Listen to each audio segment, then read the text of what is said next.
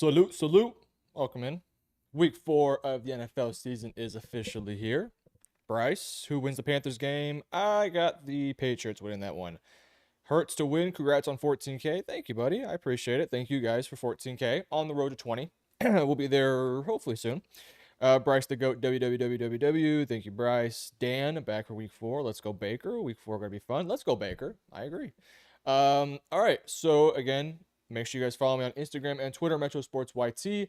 This is going to be a week 4 watch along. Unfortunately, I can't actually show you guys the actual game or else I will get taken down. So, instead, what we're going to do is I'll be showing you guys this screen right here with all of the scores for the week 4 game, and I'll kind of talk you guys through what's actually going on the screen. We just had our first game being played this morning between the Pittsburgh Steelers and the Minnesota Vikings. The Pittsburgh Steelers offense woke up, actually played really, really well, and unfortunately, the Minnesota Vikings defense just couldn't stuff the run. So that one was a bit of a shocker. I actually picked Minnesota to win that game, but did not go the way that I thought it was going to go. See the stats here. I'll get copyrighted. There you go, team comparison. You can see right here all the numbers, the yards. A little bit surprising in this one. I was really shocked to see who won this one. I really thought it was going to be Minnesota, but nope. Goes to Pittsburgh Steelers. Minnesota had a chance late. Couldn't convert. Not ideal. Carson Wentz had some turnovers. They had multiple opportunities. They did not convert. I feel like Pittsburgh kind of gave them opportunities later in the game as well. So that one was pretty interesting. But with all that said, we do have a couple really interesting games, albeit this is not like the most interesting of weeks we've ever had. Tennessee, Houston, I mean, kind of a toss-up game right now. Shocking to say, but not really the most interesting one. Philly, Tampa Bay is going to be probably the game that I'm going to have my eyes on. That's going to be really fun. Jackson Dart makes his first start for the Giants, so that's going to be really exciting. LA Chargers, that defense versus Dart. See that smooth? Let's do it. Indeed, let's do it, man. Glad for you to join me again, per usual. I appreciate you always being here. Yeah, that was going to be a fun game right here. I do have the LA Chargers winning this one. Panthers, Patriots, we got some kickoffs going. I do have the Patriots winning that game. And then Saints, Buffalo. Buffalo should win by a sizable margin. I'm going to be on until the 3 o'clock slate because I have to do my reaction to every single game video. That'll be coming out probably around 7. Yeah, around 7 o'clock, 8 o'clock or so. Dallas is going to get killed. Oh, yeah. Hey, yep. It's going to be ugly. Dallas versus Green Bay. Yeah. I'm not looking forward to that one. If you're ever going to skip a Cowboys game, this one might be the one to skip. That's what I will say. This one might be the one to skip. Let me see if I can. There we go. That's better. Now you guys get the full scores. I think only 7 games today because we had the morning game. We're going to show the Packers how to beat the Browns. Well, I don't know, man. Keep an eye on those Browns. They're pesky. They are a pesky team. They are really good. Our Baker Mayfield is first on red zone here. They get a nice solid gain on first down. They're without a lot of their top dogs on offense. No Mike Evans. The offensive line is banged up. Though I think they're getting Chris Godwin back for this game. I didn't check that. Yeah, he's on there on the field. So they get Chris Godwin back on the field today, which is a huge upgrade for this team. I mean, he's super important to this overall roster. So getting him back will be nice. But they're pretty banged up on the offensive line. Let me see. Is Tristan Wirfs playing? Let me check this really quickly. And I think, yeah, Tristan Wirfs, I think, is going to play. I believe that is Tristan Wirfs out there. So that's really big for them, especially with all the other injuries on the offensive line. Yeah, Tristan Wirfs and Chris Godwin. That's huge. Good for them. That's going to be a really fun one. All right, 2nd and 7 for Josh Allen. Josh Allen throws it to Joshua Palmer for a nice 14-yard reception. The Bills game is going to be pretty, I might expect a bit of a blowout here. All right, the Baker Mayfield and the Buccaneers are driving. Yeah, Tristan Wirfs is back. So is Chris Godwin. Unfortunately, no Mike Evans, though. So that kind of sucks. But they seem to be pretty healthy going into this game against the Philadelphia Eagles. This is a big game for both the Philadelphia Eagles and Tampa Bay, especially Tampa Bay, just to sort of prove, you know, who you are as a team. Also, Washington, Atlanta. I did not talk about this one. This is also another interesting game. I believe Jay Daniels is playing in this one. Kyle Pitts with a nice reception there. Hopefully they can get some things going down the field today. Yeah, Jaden Daniels is not playing today, so. And McLaurin is not playing today, so that's a tough matchup for them.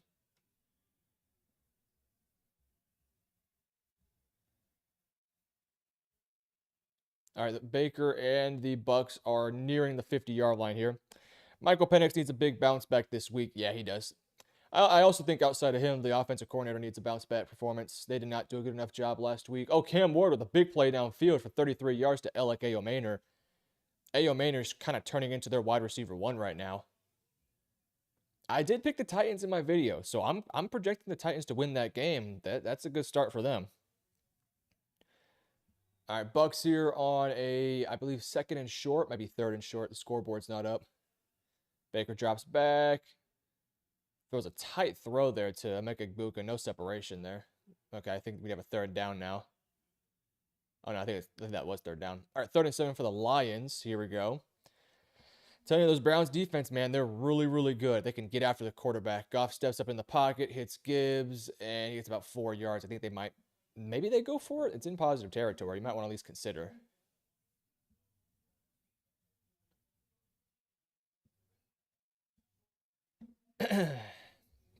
How's your guys' Sundays going so far? How's everybody doing today? All right, Falcons are driving. They're inside the right, or they're inside plus territory, I should say. This is usually where teams get a bit more conservative, but they're going to hand the ball off to Bijan. Bijan gets a nice gain. They're inside the red zone now. Bijan with a nice run. Very nice run. Oh, we got a touchdown in the Philadelphia game. Oh, man.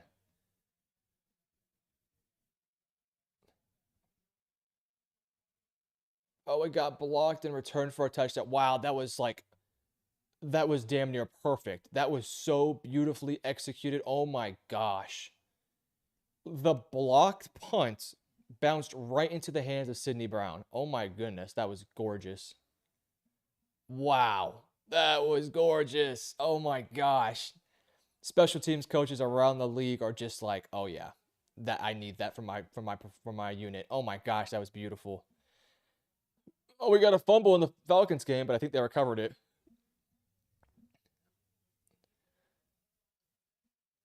Oh my god, the long snapper lost the block. Can't do that. You got to hold him. That was so beautifully executed there from Philadelphia. And that's a big score. That's a huge score for Philadelphia. I kind of don't expect this game to be a very high scoring game, so I think any points matter in this one. Bijan and JT have been the best 2 running backs so far. They both could seriously win Offensive Player of the Year. Yeah, I totally agree with you. I can't think of any like receiver that has been, Offensive Player of the Year caliber so far this year. I mean, we thought it was going to be Jamar Chase, but then Burrow had his injury. Oh, we have a near interception in the Falcons game. We thought it was going to be Jamar Chase. That one didn't work out.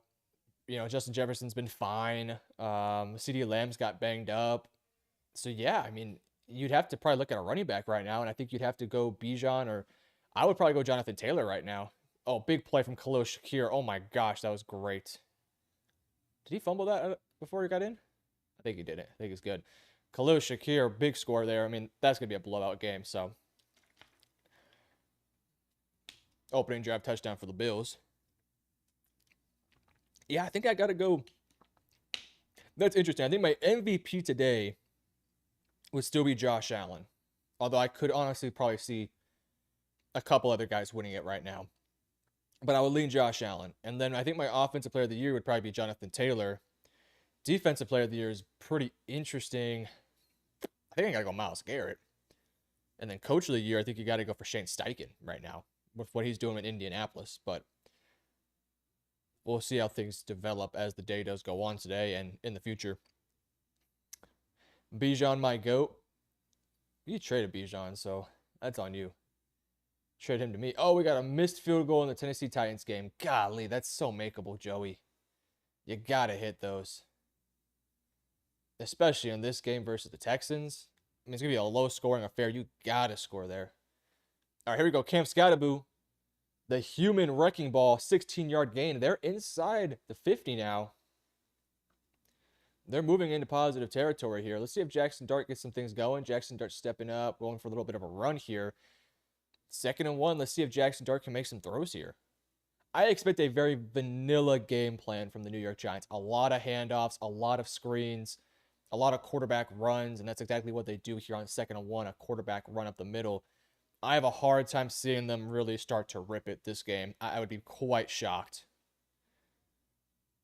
I would be quite shocked. Hello to everyone. Week 4 already. Best regards from England. Go Niners. What's up, Jason? Welcome back, man. Glad you are here. I'm glad you are here. Dan, look, man, I was young and dumb. Now I've matured and realized my mistake trading Bijan. This Bijan trade happened, I think, this year. I think it happened this year or late last year. So I don't know how much maturing you can do within, months when you're already in your nice throw there by Jackson Dart. Okay. I think the Giants might have something here. Let's wait and see. It's a little too early to talk about it. Yeah, you traded Bijan this year, Dan, or late last year. Within a year now, you just traded him. So, I mean, unless you're saying you're still young and dumb, which you might be, but that's on you. All right, Jackson Dart is driving right now. I mean, this is interesting stuff today. Let's see what happens here. They're inside the red zone at the 15. Jackson Dart drops back. Another quarterback design run, and he's going to score. Woo! Okay. Quarterback in New York, and he's dancing. Oh, my gosh. I think we have a quarterback with some swag. It's been like years. No, it's not.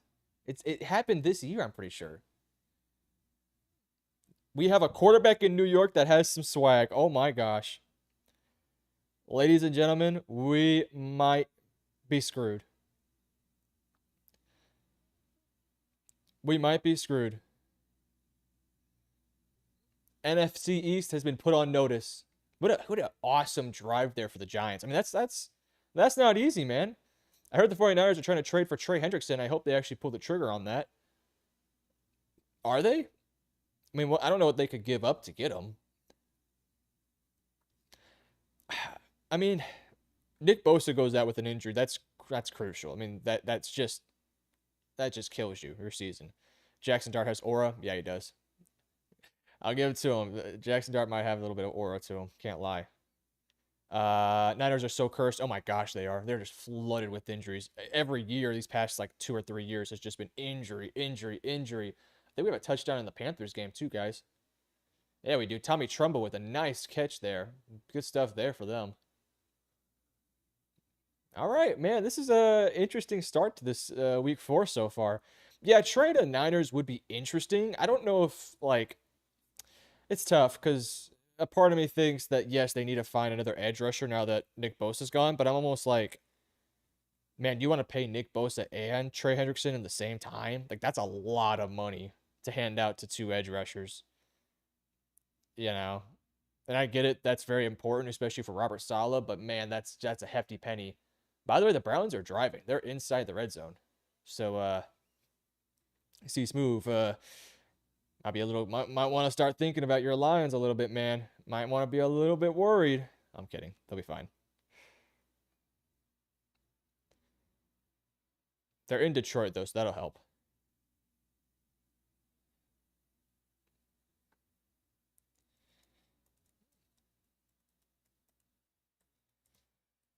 The Giants used Dart as almost like a runner in that drive. And it looked like the Chargers were just not expecting it at all. Like, there were several times where they just ran quarterback sneaks up the middle, and I mean, there was just nobody there to even do anything for it. So that's interesting. I mean, if the Chargers don't wake up with their rushing lanes, that's going to be tough. This is Nick's second time tearing an Achilles. Last time it was his left. Oh, is it really? I thought it was an ACL. I thought it was an ACL injury, not an Achilles. Yeah, it was an ACL injury. Not an Achilles. Achilles would be, if he tore both his Achilles, I mean, retire. Retire at that point. I think it's an ACL injury, which is easier to overcome, but I mean, it's not easy. I mean, it's easier than an Achilles injury, but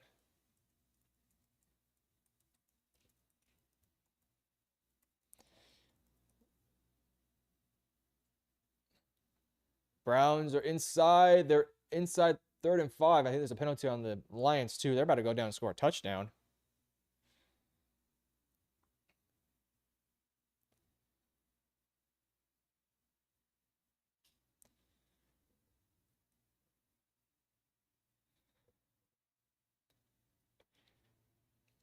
Yeah, I mean, the Nick Bosa injury just absolutely is just brutal. It really is. It's honestly sad. I feel bad for him. I ain't gonna lie. All right, Spencer Rattler, 3rd and 7, steps up in the pocket, runs, gets a first down. Spencer Rattler's playing really good football right now, man. He's playing really good football.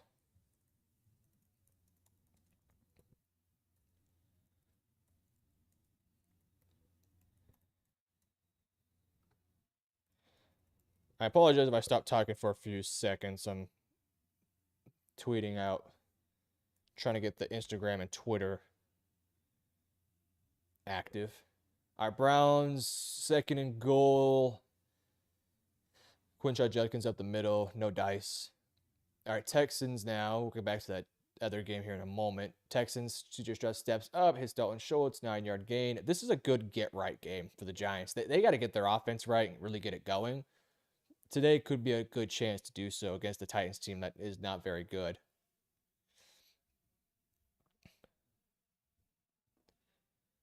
All right, Joe Flacco. We got 2nd and goal at like the half-yard line. They're going to do a quarterback sneak with Flacco. And Flacco, I don't think he gets it. I wouldn't be surprised if they just run it again, since there looks like it's. I don't think you do a quarterback sneak with Joe Flacco, but you get to give it a shot. That was really close. I don't think he got it though.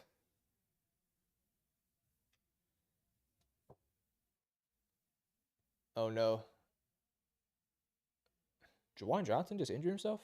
That was an awkward ending there. He like folded. He folded.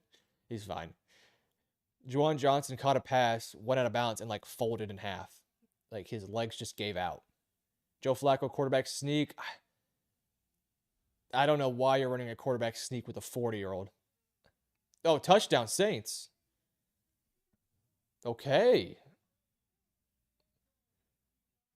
Touchdown for the New Orleans Saints. They're not going to let the Bills run all over them. I like that. I like the little fight.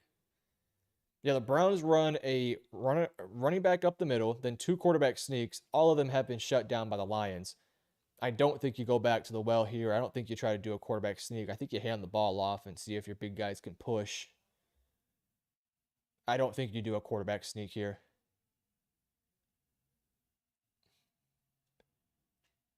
And they listen and they hand the ball off, and he gets the touchdown.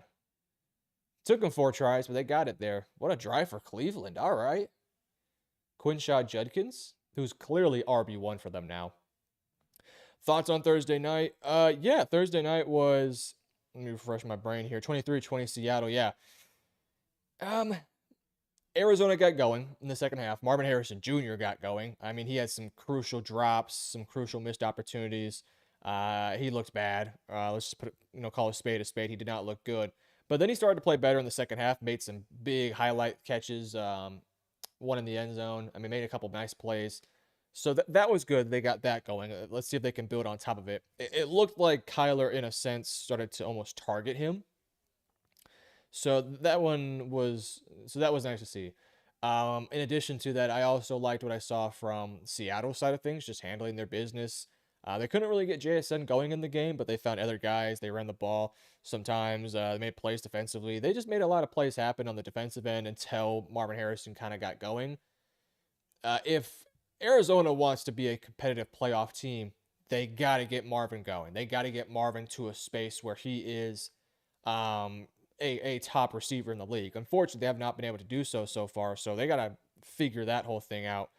Once they can figure that out, then I do feel a bit more confident about this team, but until they can get Marvin going, I don't feel too confident about them. By the way, Stroud just took a big sack by Jeffrey Simmons. For Seattle, though, Seattle, big win, divisional matchup win. They look like a really good team so far this year. But yeah, I'll talk a bit more about that in my reactions video once I honestly have to like rewatch them. Every like time I do my Sunday videos, I always have to rewatch the Thursday Night Football game because there's always like the small little details that you forget about, and you're like, man, who caught this? Who did that? But then you refresh your brain, and it comes all back really quickly. There could be a few trap games and not careful. Yeah, I mean, this is trap game central right now. Is it trap game central? We got Tennessee, a trap game for Houston, which Houston's 0-3, so take that as you will. New York is a trap game for LA. No trap game here. Cleveland is a trap game for Detroit. New Orleans trap game. Yeah, there's a couple trap games in this one. Even down the board here, not so much.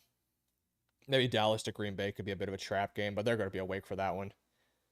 Oh, big run here for Jalen Hurts. He takes a big hit.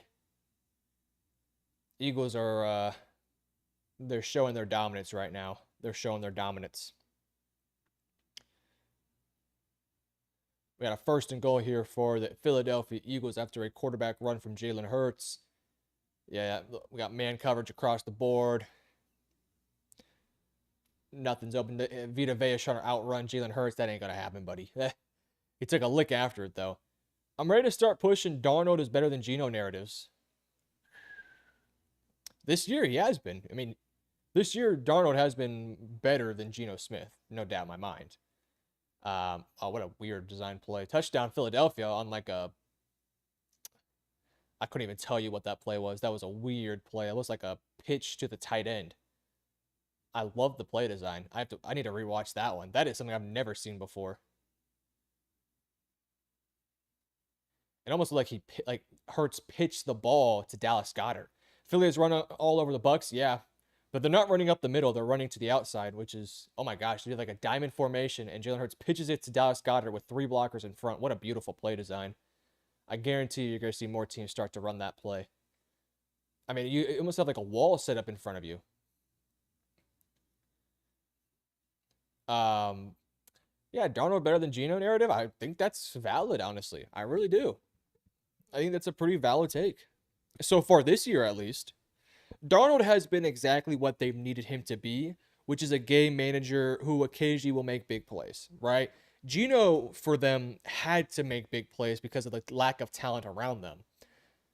So it's almost unfair to Geno in a way, but in a sense, I always prefer the brand of football.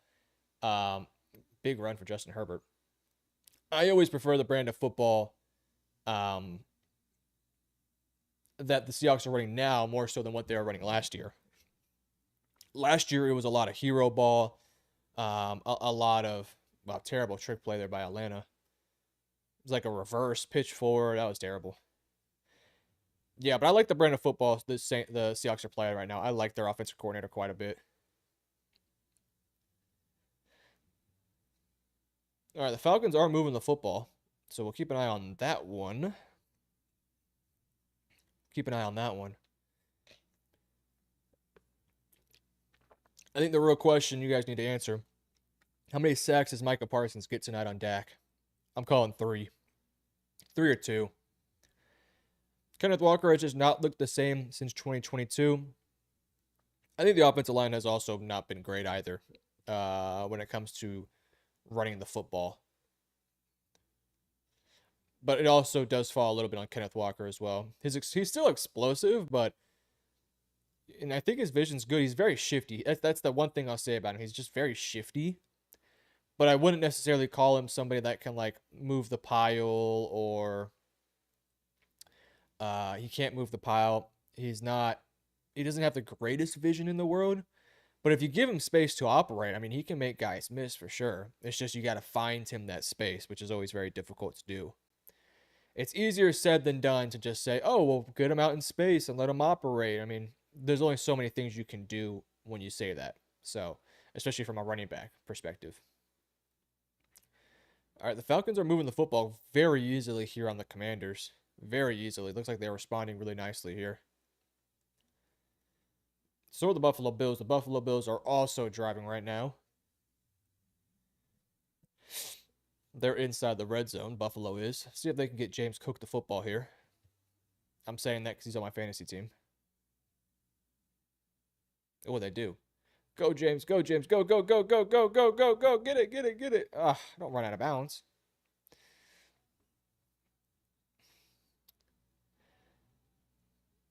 All right, Penix is in pistol. We got motion. He's got to hand the ball off to Bijan on some sort of zone. Bijan, that's a very like Texas Longhorns looking play right there. That's something Bijan ran all in his entire career at Texas.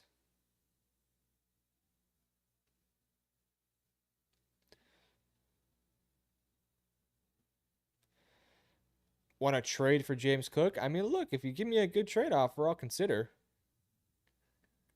I will consider, but he's gonna cost a hefty dime. Oh, nice run here for James Cook. Nice run for James Cook. Oh my goodness. Man, James Cook pushing the pile. I like that. Oh, Drake London. Yes. My fantasy team. Michael Penix throws the ball so damn hard, bro. He has that Phillip Rivers type of arm where it's like this really awkward, almost sidearm almost. And he's a lefty too, so it's always more difficult to play with lefties. But yeah, he has very good arm talent. And he is somebody that knows how to use his arm, right? He's not like a Joe Milton where Joe Milton every ball is a fastball, right? That's not the case. Touchdown Buffalo Bills, James Cook, by the way. Touchdown merchant. He's just he's a touchdown a game type of guy. But yeah, Penix is not like a Joe Milton where every single throw is 100 miles per hour. He can actually vary his throws a little bit where he can loft it up, put some air on it, all that sort of stuff. Also, we had a touchdown in the Lions game, Jahmyr Gibbs. Nice run. Good response there from the Lions. Good response. Cleveland goes down and scores. Cleveland is a more competitive team than what their record might indicate. The Lions go down and they score.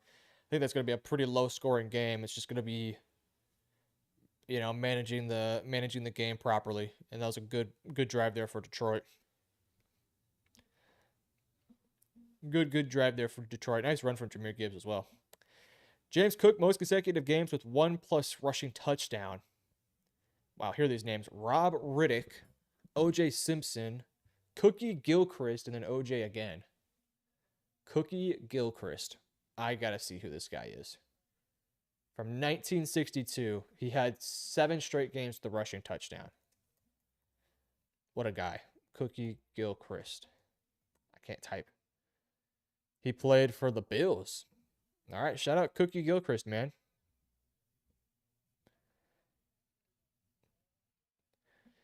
Well, born in 1935, passed in 2011. Wow, he lived a long life. That's pretty cool. All right, I think the Buccaneers are driving here a little bit. Well, 2nd and 11 at the 37. Not in positive territory yet. Baker drops back. Pressure up the middle, steps up, hits Rachaad White. White picks up a few yards here. Jordan Love might go for 505 tonight, bro. Oh my gosh. Yeah. I'm not looking forward to the game, dude. I'm really not.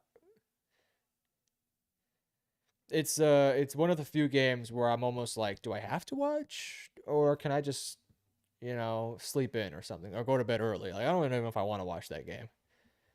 I think Dak will score points. I think they'll keep it competitive, but how competitive, I don't know. Oh my God, what a play for the Patriots. Oh my days. Wow, what a beautiful punt return for the Patriots. Oh my gosh. Man, that was nice.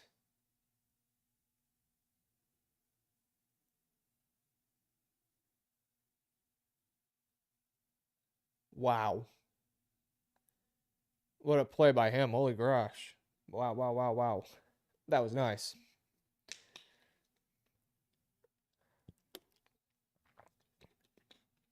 He like broke 2 tackles, and then there's a huge rushing lane. Huge lane there. Oh, we got trick play in the Bucks game. Flea flicker. Baker's gonna throw it. Oh, and it's picked off. Oh man, threw it into too tight of a window to make that. Oh, and DeJean's running. DeJean's got space. DeJean is running. There's a flag though. There is a flag. It'll probably be on the return.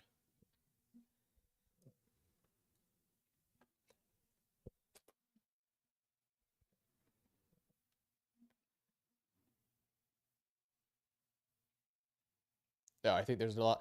I think there's a lot of drama for nothing. They said. Oh, there's a fight on the field. There's a fight. There's a fight. Pushing and shoving. Tristan Wirfs has his helmet off. Tristan Wirfs is pissed. Tristan Wirfs, you better be careful, buddy. They need you. They need you, buddy. Put it on the field. Put it on the field, man.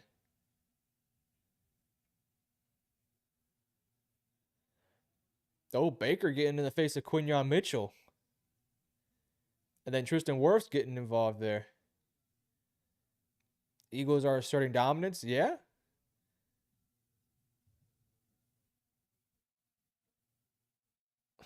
Quinyon Mitchell was grabbing the face mask of Tristan Wirfs. I think he ripped his helmet off.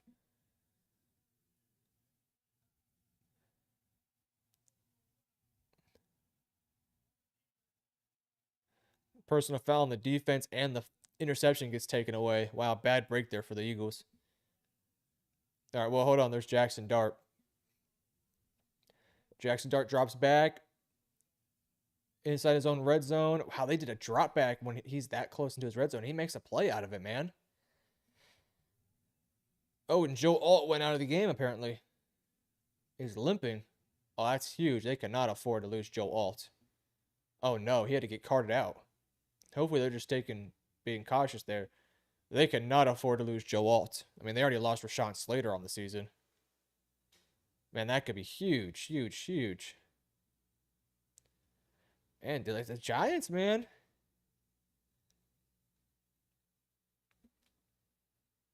Don't sleep on the Giants, man. Don't sleep on them. They got Mr. Aura himself in Jackson Dart.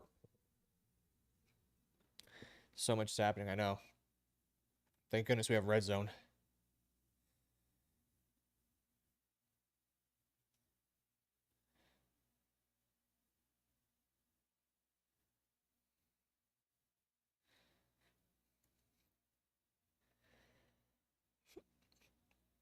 I'll be watching Tristan Wirfs on this play. I bet you he's pissed. He's going to want to take a dude's head off. Then he pancakes a guy. Tristan Wirfs just pancaked a guy on the very next play. Yep, that'll happen. That will happen. Hopefully that wakes up the Bucs a little bit. But they need to wake up a tad bit here. Oh, big run here in the Commanders game.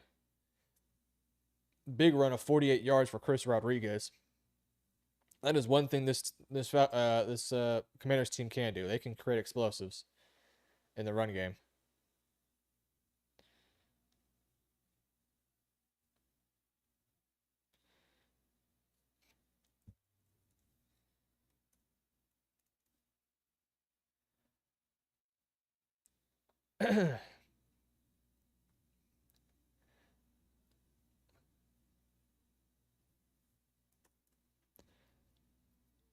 No, Joe Flacco throwing it deep and he gets picked off. What the hell was that, Flacco? Maybe a miscommunication, or maybe he's just trying to throw the ball away. Like threw it up in the air like a moon ball, and it landed just right in the arms of Kirby Joseph. And that was way too easy.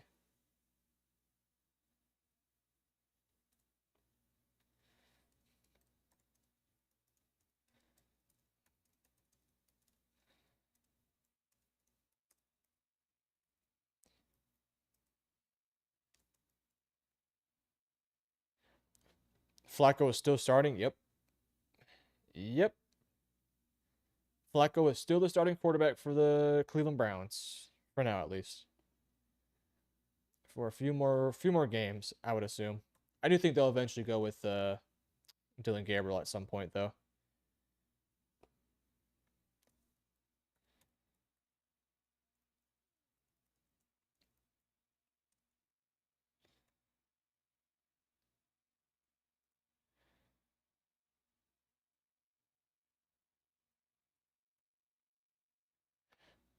All right, the Bucs are inside the 15 now.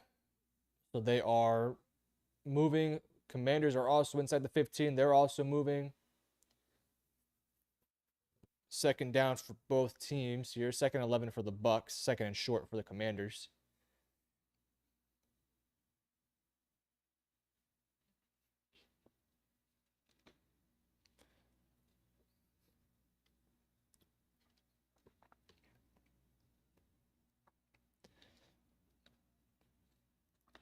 We're nearing the end of the first quarter in a handful of these games. Some of these games are about to start the second quarter here. A little off topic, but how about Ty Simpson last night? Yep. Alabama looked good. Ty Simpson looked good. And it's funny because, man, I almost wanted to like throw the book out on him after the Florida State game. And man, he has responded. He has responded very well. But we got a fourth down in that Falcons game. They might settle for a field goal. Yeah, I was ready to throw the book out on Ty Simpson just because he was just that Florida State game. It was like, man, they're just throwing so many things at him right now, and he's just not responding well to it. But versus a Kirby Smart Georgia defense, which is not good as they usually are, but still very talented. Ty Simpson looked pretty good, man. He looked pretty good. He's still young. I don't think he can come out in next year's draft. Probably got a sack in the Bucks game. They're going to settle for 3. I don't think he can come out in this year's draft, but I think he comes out soon. We'll keep an eye on him. We'll keep an eye on him. It's good to always get a young quarterback who shows flashes, who shows glimpses of like brilliance, and he showed that versus Georgia.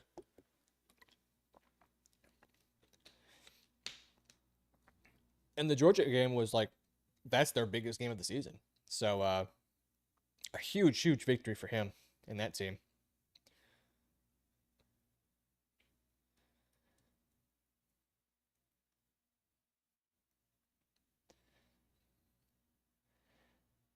All right, we got field goal here in the Bucks game. It's up and it's good. Cut that game to 11. We're now in the second quarter in that one. We also got more pushing and fighting going on.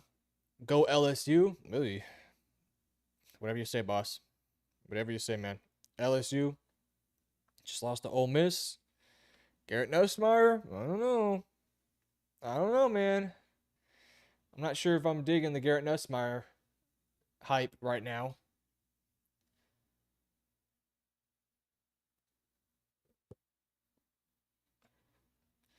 All right, second and goal here for the Commanders. They're at the 5. Let's see what they can do here.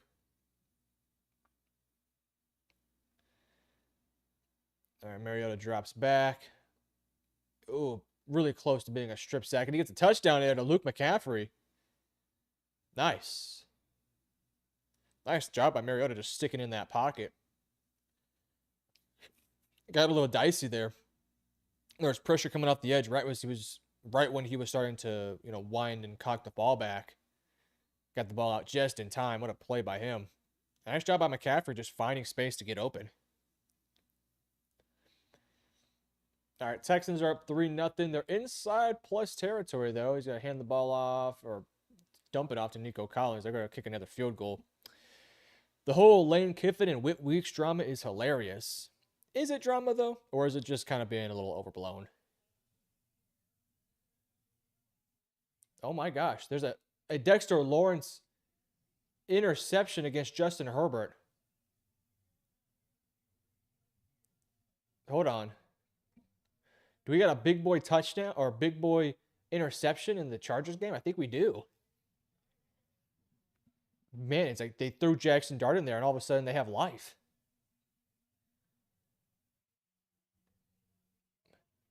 All right, Jackson Dart first and goal at the 4. Let's see if Dart throws his first touchdown here. You got Wandale Robinson. Oh, flag on the play for a false start, I think. Lane Kiffin is so funny, by the way. Lane Kiffin is hysterical. He's just so funny. I love him. I don't think he's the greatest coach in the world, but I think he's a very good coach, that's for sure. Wow, we got a sexy Dexy interception. What a week we have so far. He could have went for a touchdown, but good job by Herbert just hawking him down the best he could. I mean, that's a 300-pound man.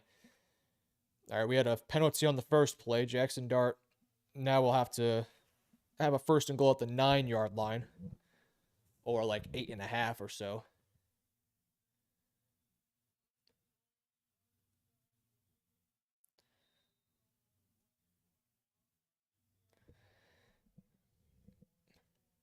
Yeah, they're using Jackson Dart's legs here.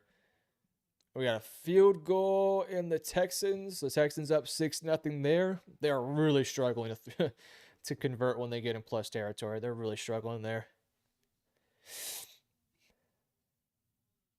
Field goal in the Lions game, by the way.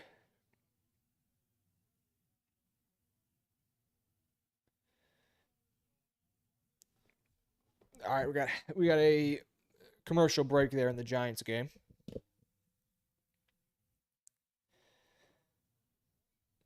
One-fourth of a lot of these games is over with.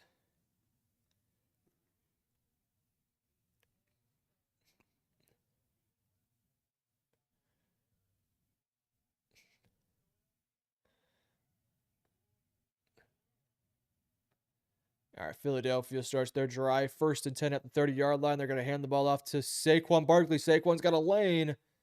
Makes a few guys miss. Gets about 6 yards. That play looked like it had potential to go for a lot more than that one went for.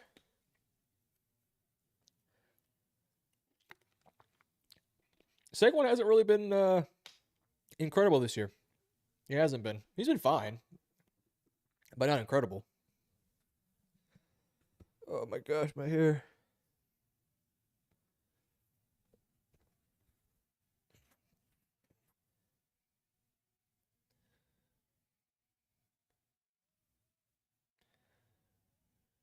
All right, Hurts and I. He's going to hand the ball off to Saquon. Saquon gets stuffed behind the line of scrimmage. That's unfortunate.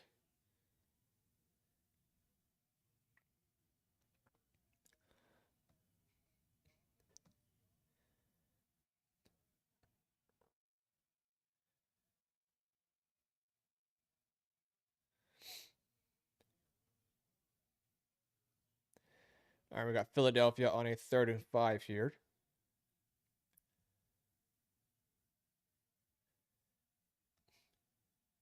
All right, they're all spread out. They're 5 out. I'm looking at quarterback sneak potentially here if I'm Tampa Bay. They got a quick pass here to Saquon. They read it well, and what a great tackle there by Hassan Reddick. What a great tackle there, because if he doesn't get that tackle, that's a 1st down for Philadelphia. What a tackle there. I mean, a shoestring tackle. Actually, it wasn't, well, kind of was Hassan Reddick, but it also was that corner, number 25. Did a great job there. Good job by Tampa Bay getting off the field there. We got a punt in the Philadelphia game. Tampa Bay, hopefully we get a chance here to cut into the lead a tad bit more.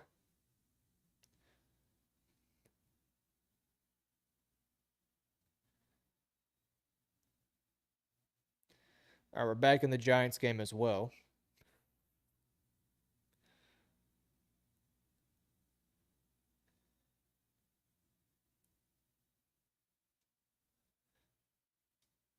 All right. We got a 2nd and goal from about the 7. They're going to hand the ball off to Scatterbo. Scatterbo's got a lane. Oh, what a great tackle there by the corner. That one looked like it was going to go for 6.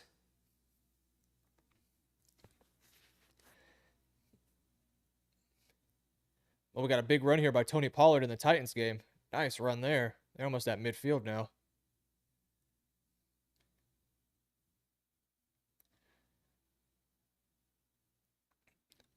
We got a screen in the Patriots game, and it's going to go for a big one.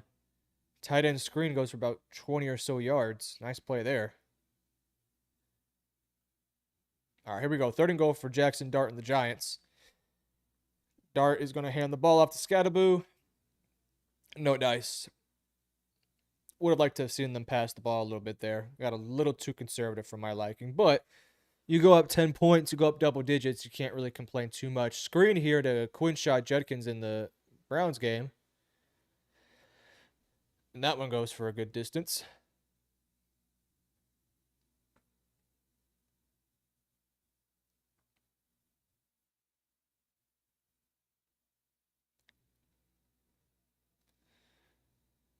Oh, did he miss the field goal?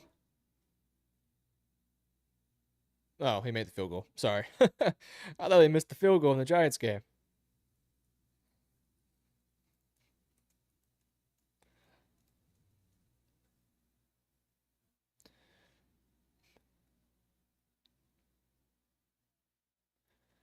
Oh, big run from Ramondre Stevenson.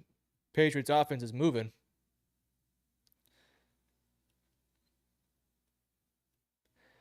Thoughts on Arch? Yeah, most of my thoughts on Arch have remained about the same the past few weeks.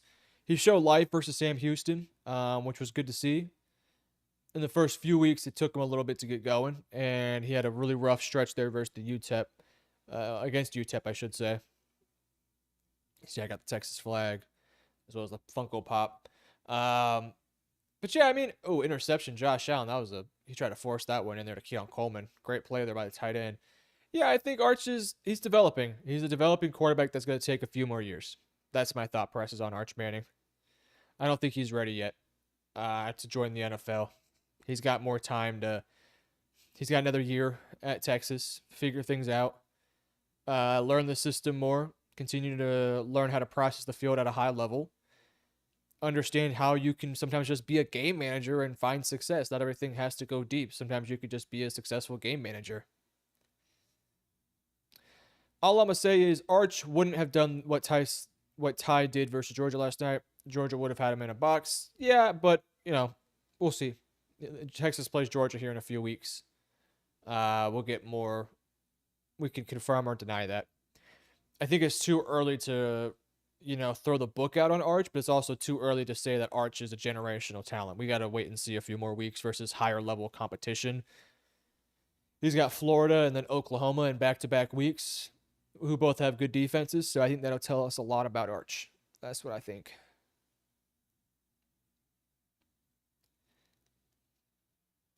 Nice play by Baker. Baker was extending the play there.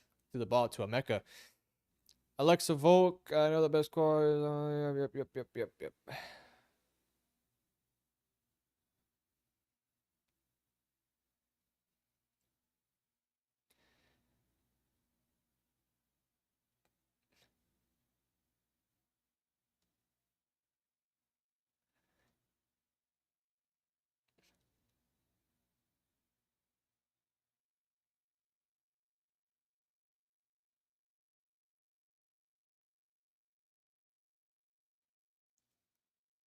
We had like a fake fumble thing in the Falcons game. That was weird.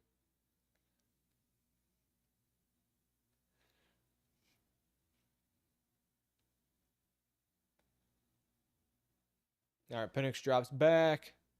He's reading, he's throwing it deep. Oh, and he throws a beautiful pass to Drake London. Oh, what a pass. There is a flag, though, and I think it will be a defensive pass interference, but what a throw there by Michael. What a throw there by Penix. That's the Michael Penix we want to see. That's what we want to see. Take the shots down the field. That's where he finds most of his success. Downfield. Great play there. Great play.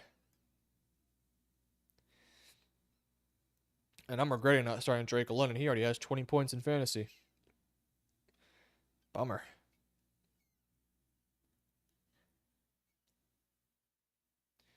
We got Fake and Drake May, and he's running. Should have a touchdown. Touchdown, Drake May and the Patriots. Oh, he does the little Superman thing right there. Okay. All right, Drake May.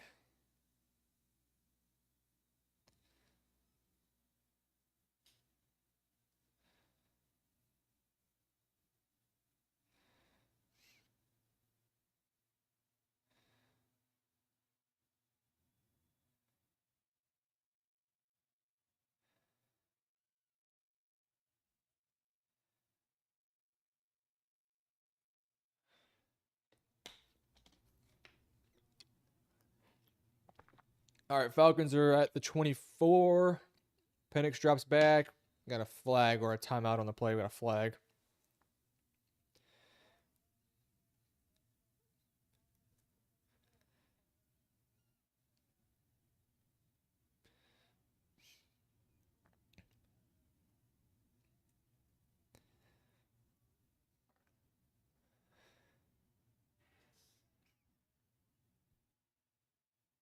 Oh, Chris Godwin got to catch that one, man.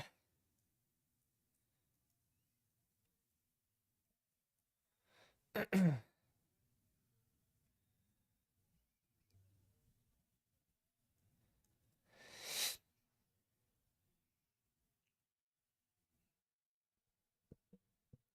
course, right when I trade Drake London, he'll finally start doing well. Just my luck. You always got to trust your guys, man. Always got to trust your guys.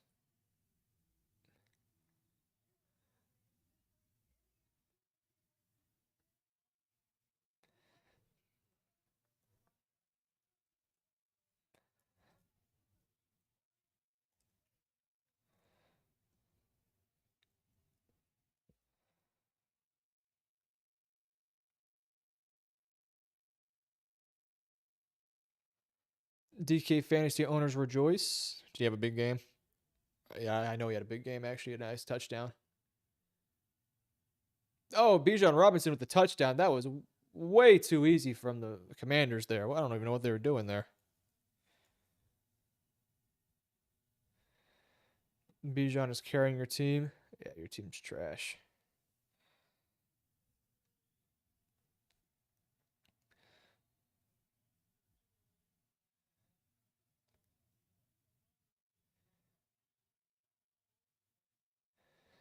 No, terrible tackling there from the Commanders. Terrible, terrible tackling by the Commanders there.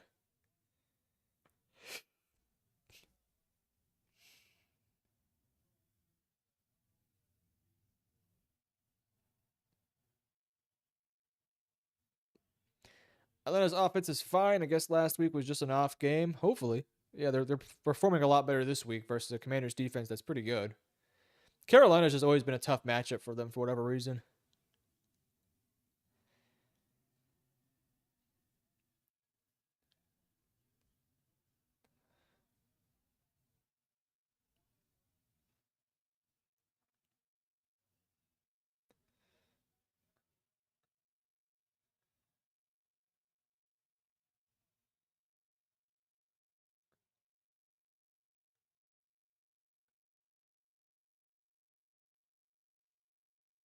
All right, Chargers are moving. They're inside the red zone now.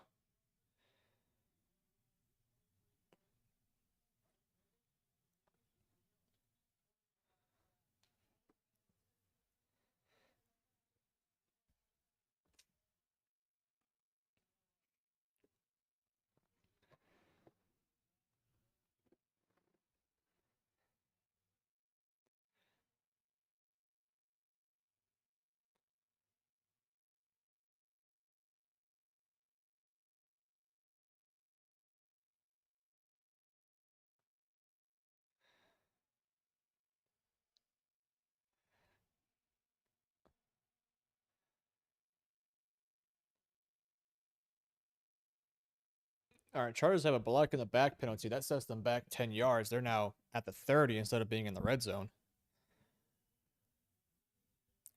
Herbert drops back, throws it to Hampton. Hampton, great job by that player, just holding on for dear life.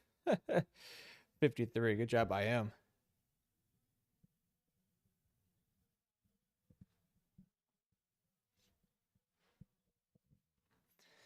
Oh, boy.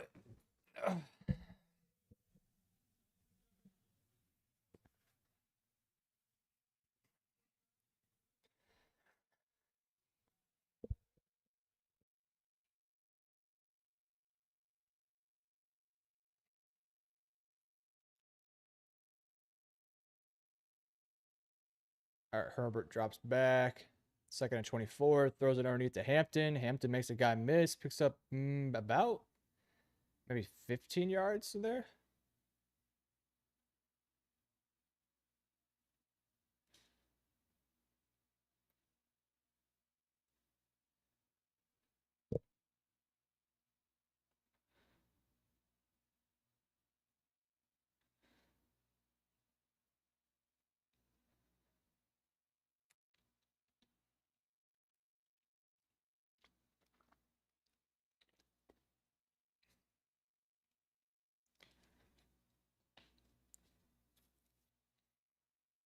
Oh, Herbert got almost sacked on 3rd and 5.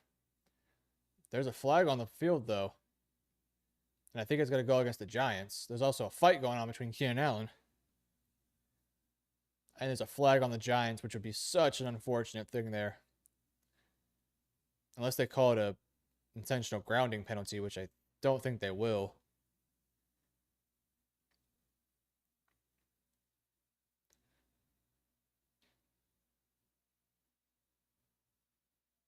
No, they do. Okay, intentional grounding on Justin Herbert.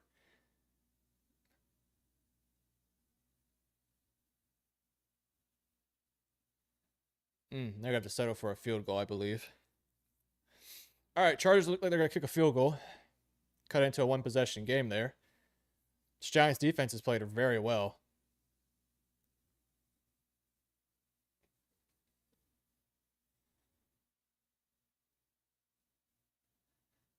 All right, the Eagles are at the 25, 3rd and 6. Buccaneers are not playing well right now. Hurts is running. He's going to throw it. He hits Devontae Smith. He takes an absolute lick, but he's inside the 5. Now we got Cameron Dicker kick. And it is drilled. I don't think I've ever seen Dicker miss a kick. That dude is insane.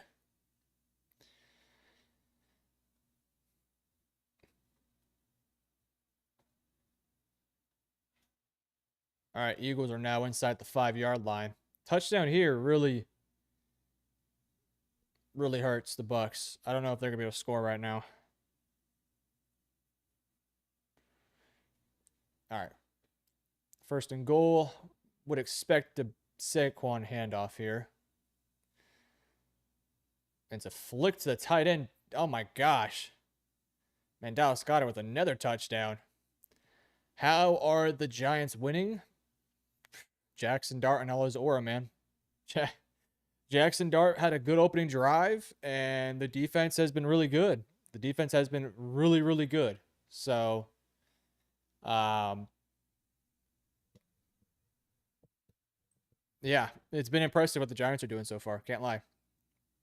All right, touchdown Philadelphia. Philadelphia is really just, I mean, they're showing why they're probably the best team in the NFL right now. It is a dominant performance by them. 21-3. And yeah. Let's see if the Bucks can respond. They're going to have to. The game's not over. They got to respond now or this thing can get ugly. Can we all agree that the NFL is a better place when CMC is healthy and playing? Yeah. I mean, unless you go up against him in fantasy. I mean, he's scoring like 20 points a game in fantasy right now, which is always fun, unless you're going against him.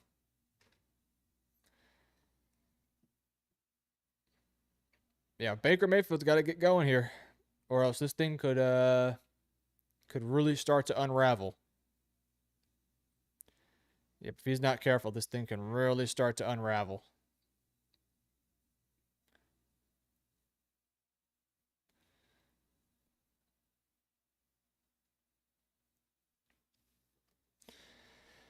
JJ Productions. All our Steelers games are always close when we lose or lose when we win, or all the Steelers games are always close when we win or lose. We have the most one-score wins since 2021 with 26 games, which include today. Ever since 2015, we can never blow out teams for some reason. Well, you can't blow out teams because you haven't had a good or a great quarterback since Ben Roethlisberger. I mean, Aaron Rodgers is good enough, but the reason why you guys can't blow out teams is because you have to win these very methodical matchups where you're dinking and dunking down the field and you're relying on your defense, you're running the football, you're limiting possessions. When you're doing that, it's just hard to blow out teams, especially when you don't have a good quarterback. So that's why they have the most one-score wins since 2021, because they have not had the quarterback that can lead them to blowouts. My fantasy team is like 90% rookies, and yes, it is as ass as that sounds. Is this like a dynasty league, or is this just your team, man? If in like actual fantasy, like, you know, redraft leagues, I usually try to avoid rookies as much as possible, unless it's like a very specific scenario where a running back goes to a team with a good offensive line. Like, for example, when Ezekiel Elliott went to Dallas in 2016, everyone knew it was going to work out because Dallas had a good offensive line, and it worked out. So in those circumstances, you can draft rookies, but like drafting Cam Ward, Ted McMillan, Travis Hunter wouldn't have made much sense this year. He'd already be a lock for the Hall of Fame if he wasn't injury prone. Christian McCaffrey, I think you were talking about. Lock is, I mean, I don't think he'd be a lock. But I definitely do think he'd have a better conversation for it. I don't regret drafting Ward, though. Shouldn't have drafted him first round, though. You drafted Cam Ward first round? Is this a redraft league, or is this a dynasty league? I gotta know. If you drafted him first round in a dynasty league, then okay, that checks out. But a redraft league? That's a little crazy.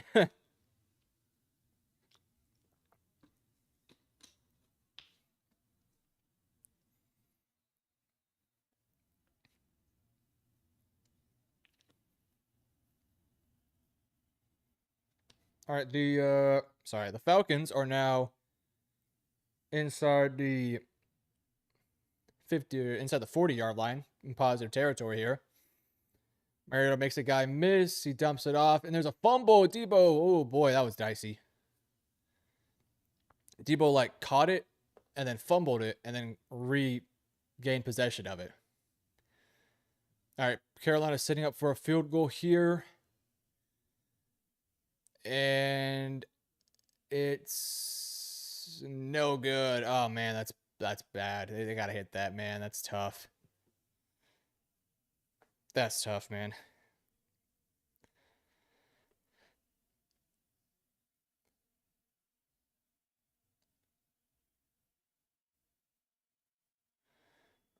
I love drafting rookies. Not in a redraft league. You gotta be careful when drafting rookies in a redraft league.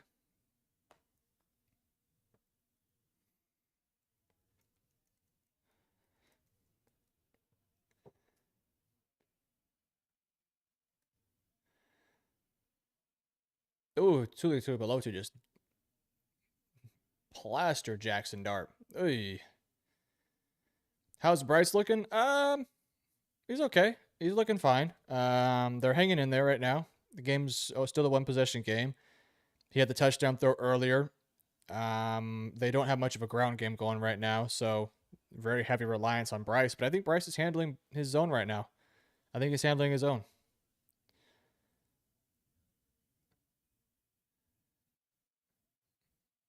All right, 3rd and 4 for Baker and the Bucks. This is a big drive, man. I think you have to end this drive with some points. You cannot go into halftime down 15 plus.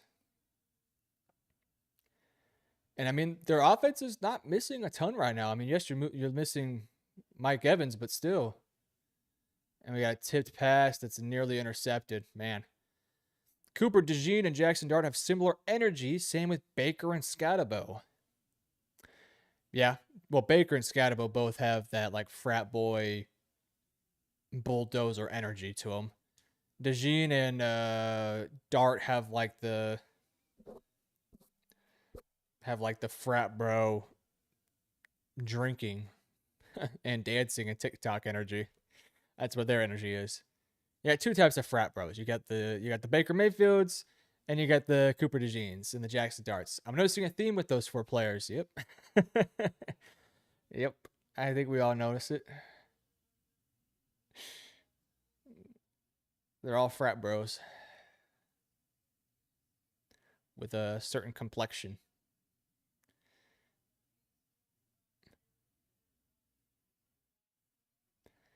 All right, Patriots are now 1st and goal here, trying to extend the lead. It's a long 1st and goal. They're going to hand the ball off to Travion Henderson. He cuts into about 6 or 7 yards. There's a flag, though. There is a flag. Hold on. There is a flag.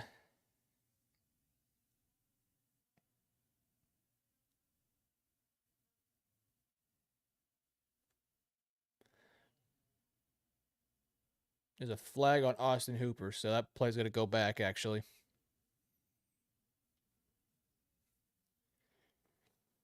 A hands to the face call, I think.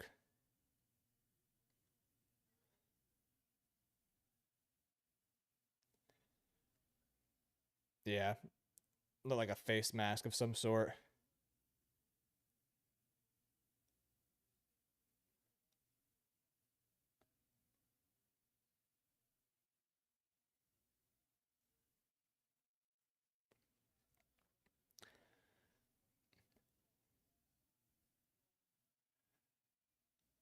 Oh! Jared Goff threw a dime to Jamison Williams, and Jamison Williams just couldn't track it. Actually, tracked it, he just dropped it. He tracked it, he just didn't drop it. Or he just didn't catch it. That's a tough catch, though, regardless. All right, the Texans offense has been able to move the football, but they haven't been able to get down and score touchdowns. 2 field goals so far. They're inside the 50.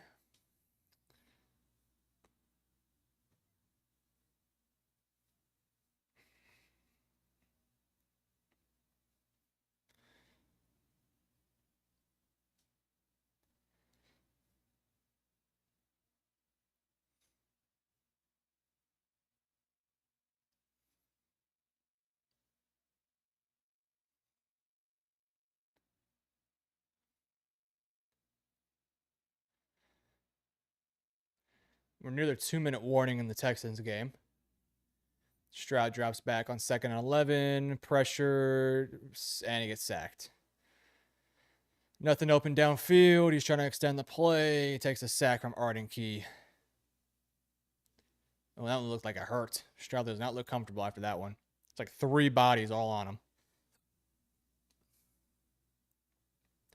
I mean, just nothing open down the field, and Stroud is just kind of forced to eat that one. He tried to maybe check it down, but it could have been intercepted. That pushed them kind of out of field goal range there. I mean, they weren't really in it, but now they're definitely not in it. Titans defense keeping them in it. That missed field goal, though, is a looming large right there for the Titans.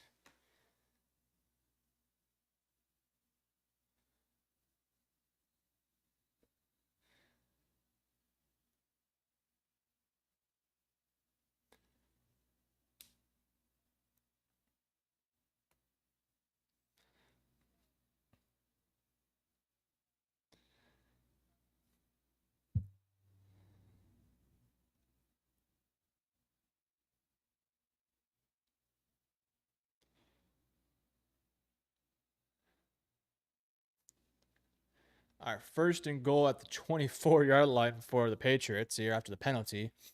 Huge penalty. They're going to run a trick play, some sort of reverse, and it doesn't go anywhere.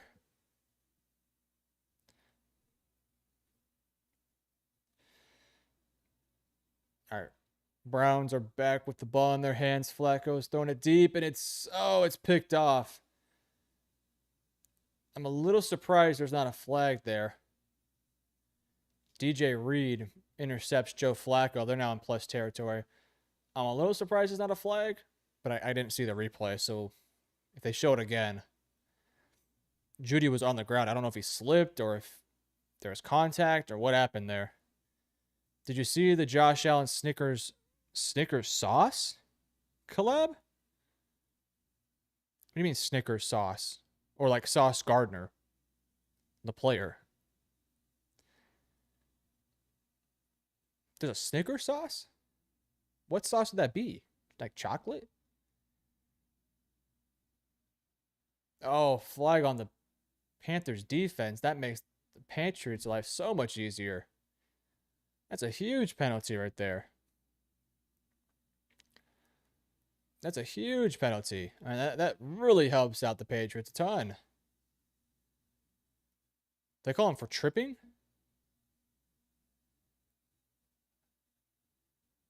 Oh, yeah, he tripped him. That's pretty blatant right there.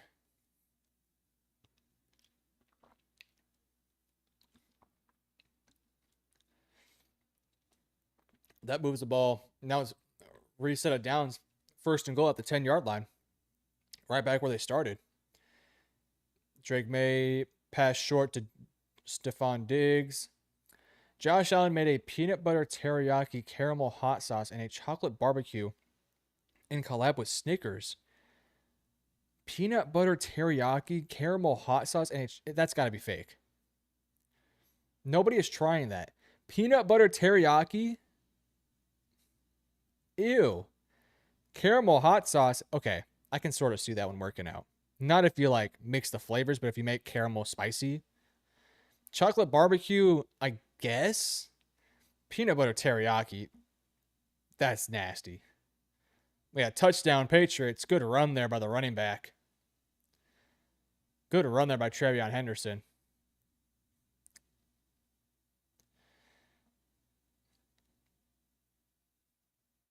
Yeah, yuck. Yuck indeed.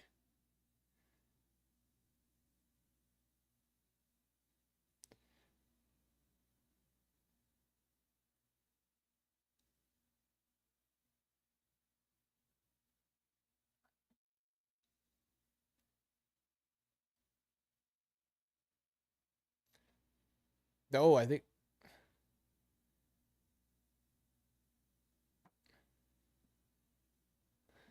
All right, 1st and goal here for the Lions.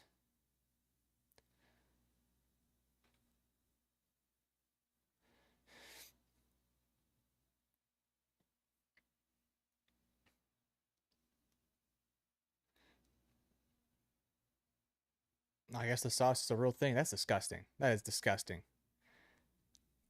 I kind of want to try it, though. I'm kind of tempted to try the peanut butter teriyaki. I cannot lie to you. All right, Lions hand the ball off to Montgomery. He pushed the pile for about 3 yards. Oh, we got a free play in the Giants game. False start, Jackson Dart throwing it deep. That's a veteran move right there. And there's surprisingly not a flag there. Uh-oh, uh-oh, oh no. Uh-oh. Neighbors is holding his knee. Uh-oh. Oh no. Oh no. Oh, and that shit looks painful too. He looks like he's yelling. Oh man, that's not good. All right, handoff again in the Lions game. It gets stuffed. Uh-oh, I'm worried about Neighbors. They cannot afford that. Just sort of an awkward. Oh my gosh. Sort of an awkward jump there. And you could tell it instantly hurt. Oh no. He comes down, instantly starts holding that knee. That would be just devastating, man.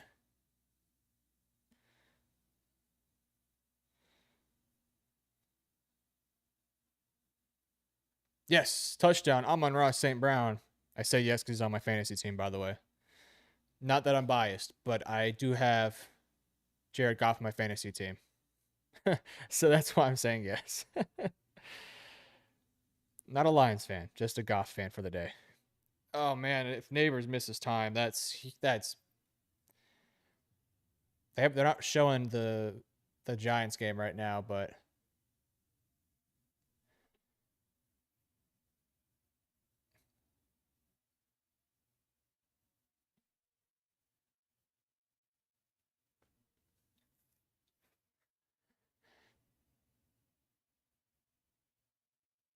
man, I really hope Malik Neighbors is not hurt. Oh, he's being carted off right now. Oh no.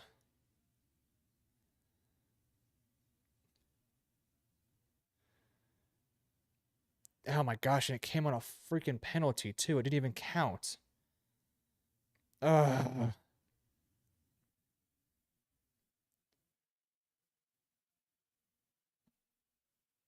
That's so sad, dude. One of the best young players in the league right now. Right when Jackson Dart gets in there too. That's the worst thing to happen. Oh my gosh, they're carting off Malik Neighbors. That sucks, dude. All right, let's hope it's just like a minor leg injury. Nothing. He like I don't remember which leg it is, but both his legs sort of like planted into the dirt, like buckled almost. Man, that makes life so much harder for Jackson Dart. Gosh, that sucks, dude.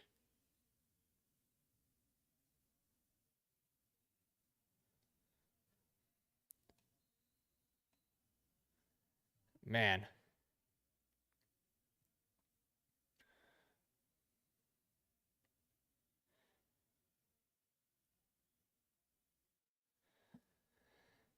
Man, that sucks. That like sucked the energy out of me. Not gonna lie. I'm not even a Giants fan, but gosh, that sucks. And that is like the worst possible timing too, with Dart being this young quarterback that needs his rookie or that needs his star receiver. He got a first down on 3rd and 10. Jackson Dart's a bit more athletic than I thought he might be. But man, that sucks.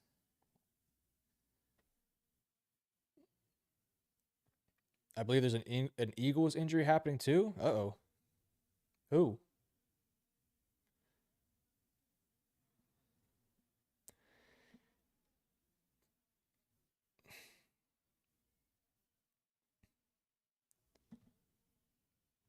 Oh my gosh. Scotty just got plastered. But he gets right back up. I mean, he just loves contact. I love Scadaboo. I love him. Who's the Eagles player?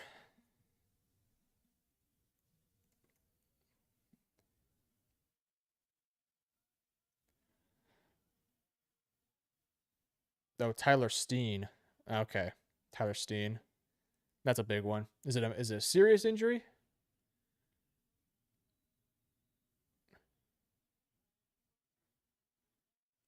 Is it a serious one or just sort of just a limp off the field?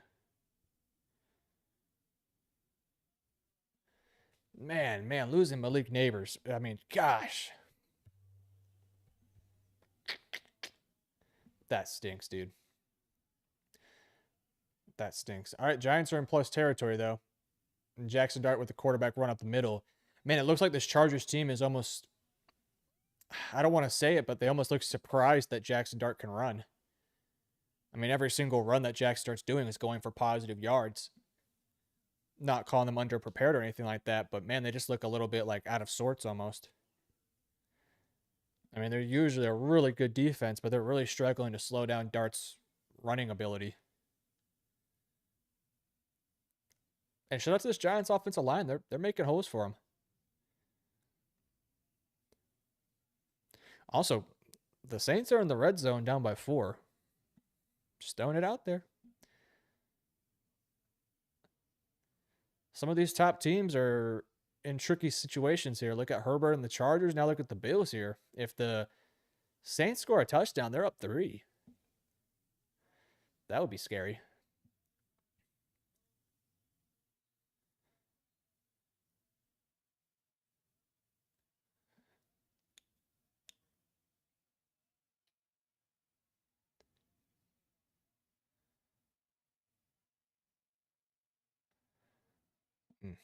Man, the Eagles are in the red zone too. Not looking good for Tampa Bay. Not looking good at all.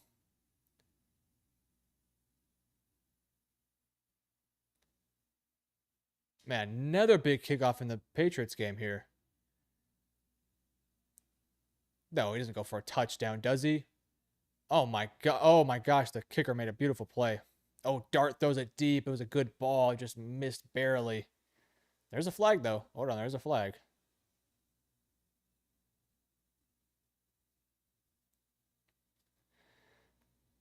All right, special teams for the Patriots are coming in big right now.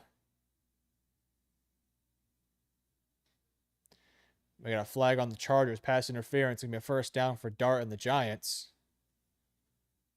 Things have picked up a little bit.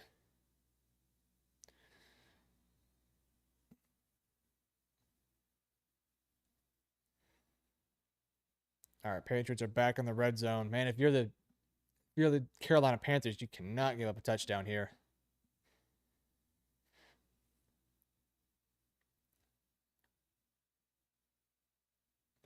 Oh my god, Tommy DeVito's on the Patriots? I did not know that.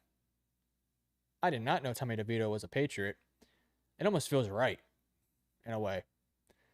That like mob boss mentality for the Patriots kind of fits. Although the Jets would also sort of fit too. The Giants were probably the best fit though. All right, handoff to Scatterbo. Gets about 2 yards. Man, he fights for every inch.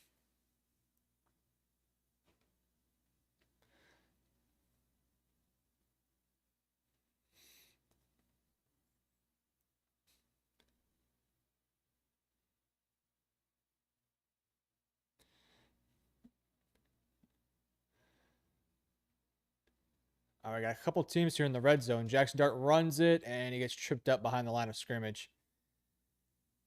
And we think we have a touchdown or near touchdown in the Patriots game. I think that might be a touchdown there. Either that or it's at like the half-inch yard line.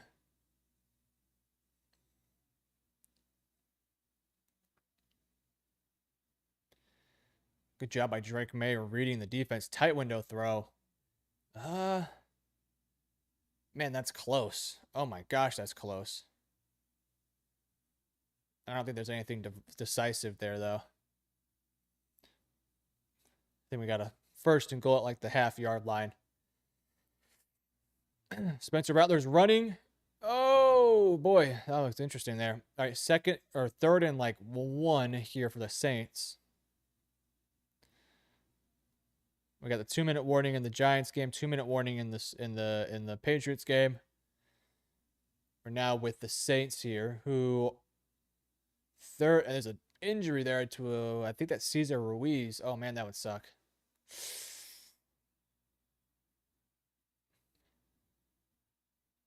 Uh-oh.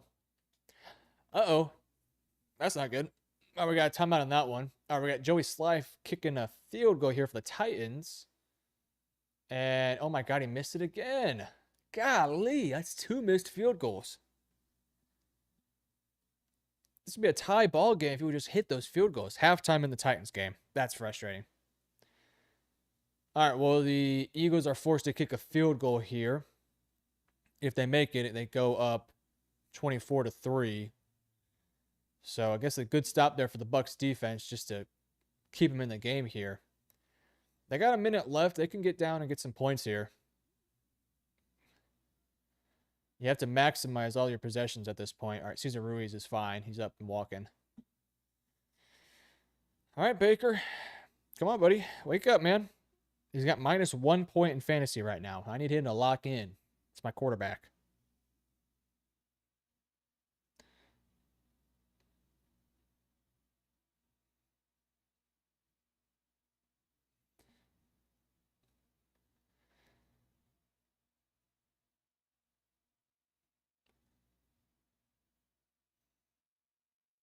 All right, 3rd and 1 here. We have a keeper from Spencer Rattler who just gets drilled by Bernard, but he gets the first down. He had an option to pitch it, but he just said, screw it, I'm going.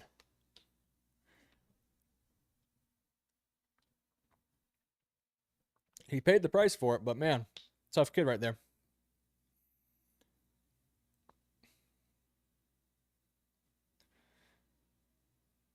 All right, here we go. 3rd and long here for the Chargers.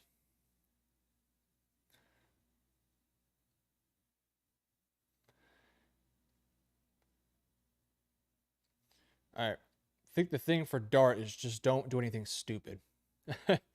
Don't do anything stupid. I wouldn't mind a screen or something easy for the young quarterback.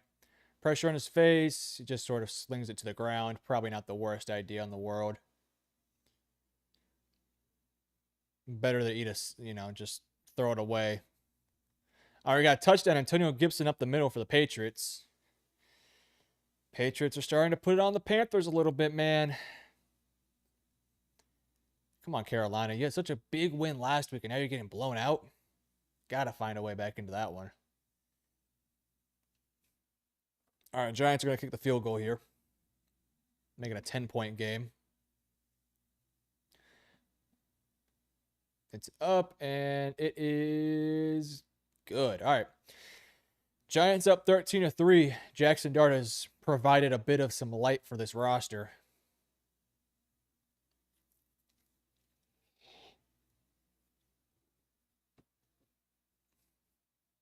All right, 2nd and goal in the Saints game.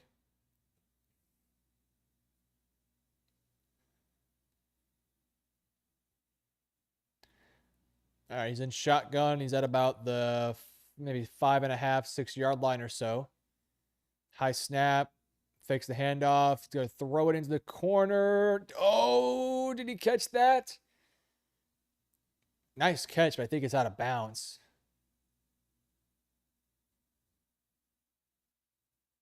Uh-oh, we got an injury in the Bucs game, and it's Bucky Irving. Uh-oh.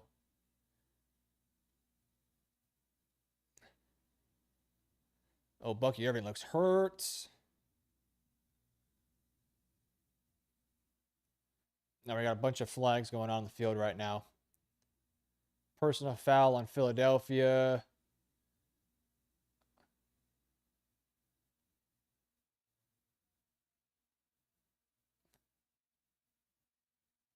I think it's roughing the passer or something. That or unnecessary roughness.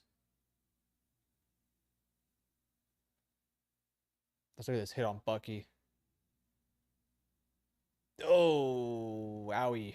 That was a nice tackle there by, I think he just got the wind knocked out of him. He looks fine. I think it's just one of those things where, like, somebody puts all their weight on you. You're like, oh, man. He'll be fine. I think he's going to be fine. Oh, we got a reverse. Philly special in the Saints game. It's, oh, my God, it's picked off. Oh, my God. Oh, no. They tried doing like a Philly special of sorts in the Saints game. They got a little too fancy there. There's a flag on the field. Hold on. They got a little bit too cute there.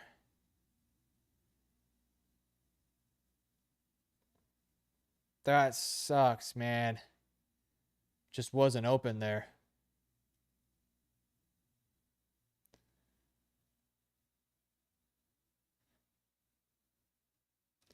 We got a long field goal attempt here for the Lions. It's up, and oh man, it barely scrapes in. It's in, though. Oof, that was dicey. Good job by the Lions here, handling their business. Handling their business.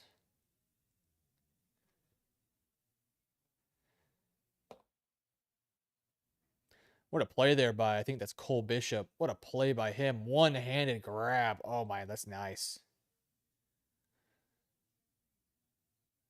That was nice. He read that perfectly. And it was kind of set up nicely, too, but damn.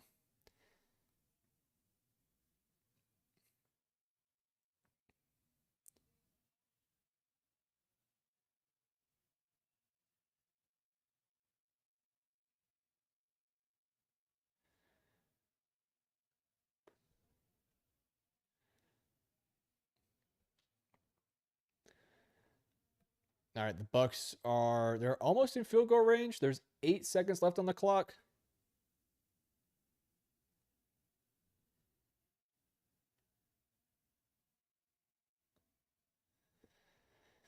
A field goal doesn't really do them a ton, but it at least kind of helps them a little bit. They have no more timeouts left, so this is going to be very difficult. I almost wonder if maybe you try to just break one out over the top of them. Not sure you're going to be able to. I mean, that's an impossible throw. There's just nothing open there. All right, at least we might get a Hail Mary there in the Bucks game. Or a 65-yard field goal, I think they said.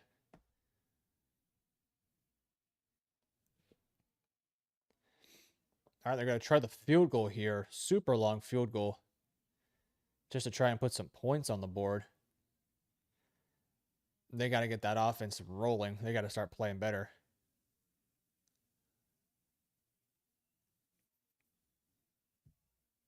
Wow, a 65-yard field goal here.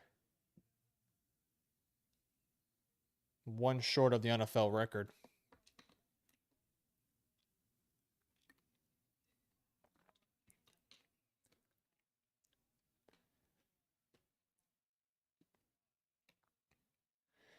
All right, McLaughlin, let's see. It's a 65-yard field goal here. I think there's an eagle deep down there just in case it does fall short.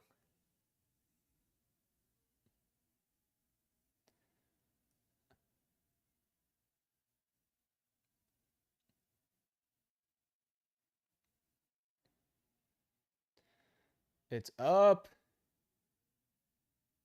Oh, wow, what a kick. He made it. Nice kick there. That could give them some momentum now. Don't count them out. That could give them a little bit of some momentum here as we head into the second half. What a beautiful kick there by this guy. Just drilled that thing.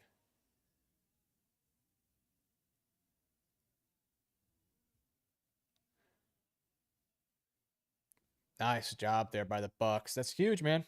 Look, I know it's not a huge game changer in points wise, but it might give them some confidence going into halftime a little bit just to say, we can drive on these guys. We can move the ball.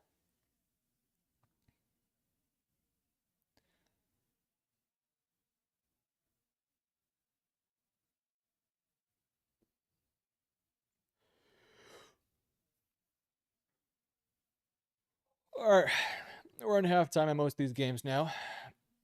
Some of these are just, rolling out the clock a little bit.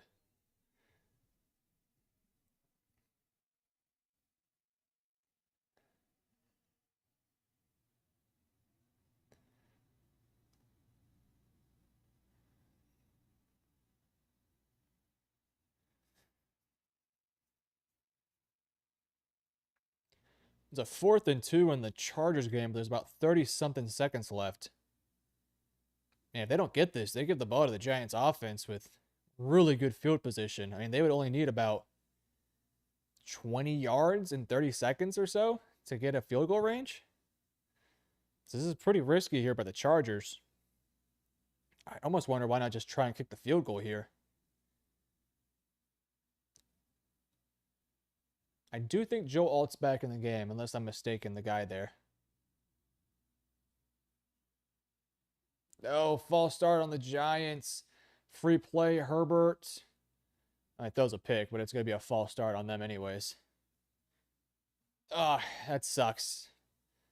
Flag on the Giants. Oh, man, I don't know who this is on. Oh, it's on Abdul Carter. Can't do that, man. That's a rookie mistake right there. Cannot do that.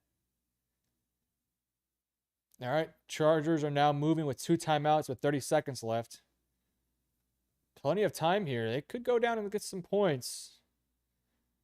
Got to start thinking big if you're the Chargers here. Man, big penalty on Abdul Carter. Golly, a ton of flags in this game. 13 total flags so far in this Giants game. Wow. Got to play cleaner football if you're the Chargers. Timeout in the Giants game.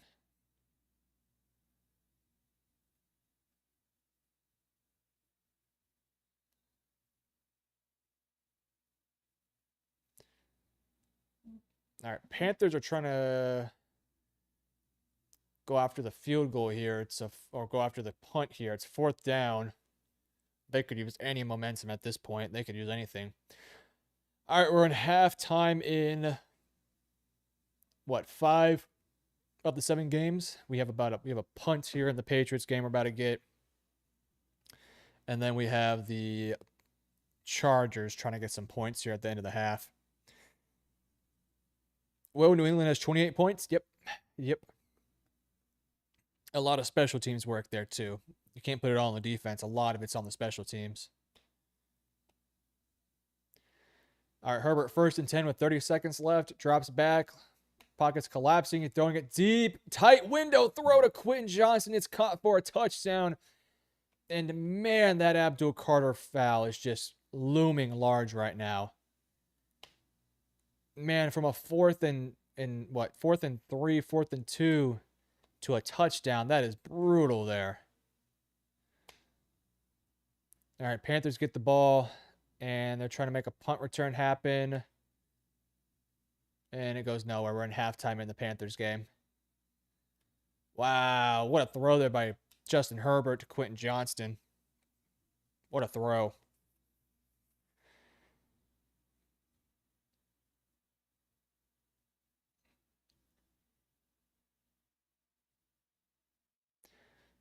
Wow, that's got to be annoying if you're Brian Dable. Such a great first half for them. And golly, man.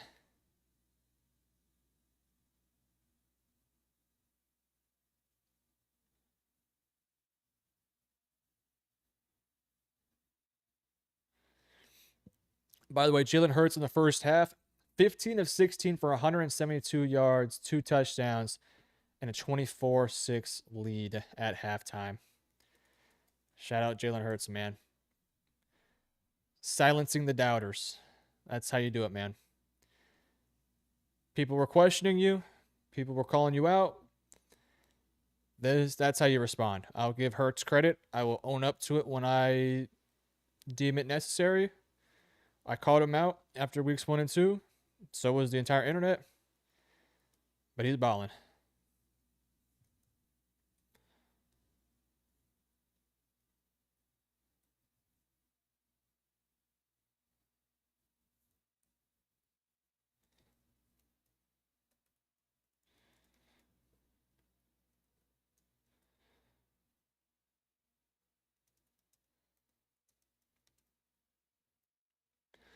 Rooting for Dable, but I need Herbert to do something. I ain't rooting for nobody. I'm rooting for my team and my team only, and that's the Dallas Cowboys. Because the Dallas Cowboys are going to win tonight. Said no one ever. Because they're going to lose. That's okay. That is okay.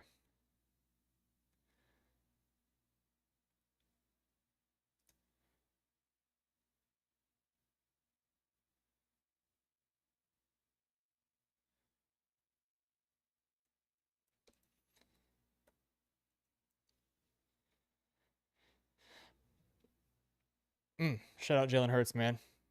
All right, Texans are now into the second half. Cries Cowboys fan. No cap. No cap. Cries Cowboys fan.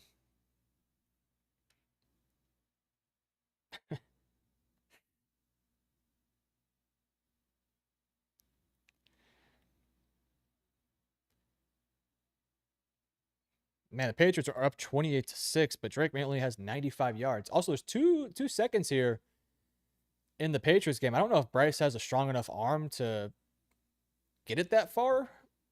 He's not a big dude. I just don't know if he has the arm talent for it.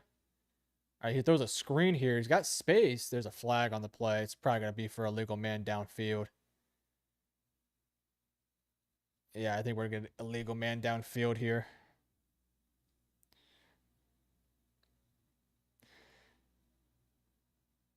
Yeah. All right, halftime in that game. Good little attempt there.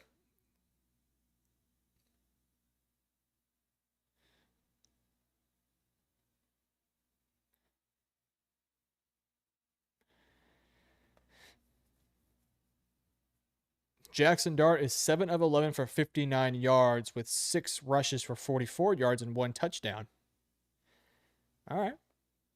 I wouldn't say he's playing incredible, but he's playing within himself right now, especially in a really tough matchup versus the Chargers. So I'm not mad about it. If I'm a Giants fan, I'm probably actually kind of happy about what I've seen.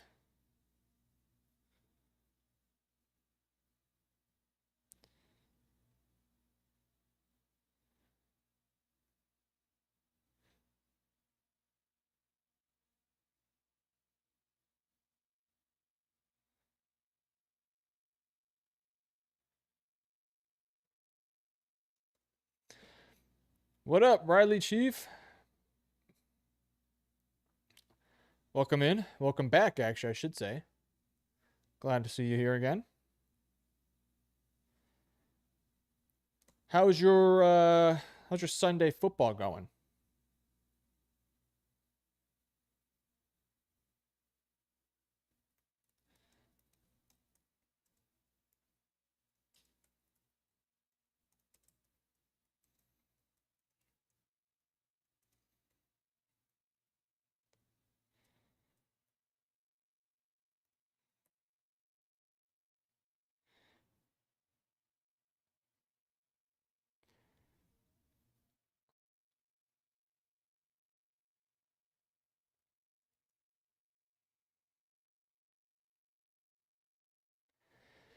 Well, Sunday I went to church, then did some errands, so I'm finally watching football now. Let's go.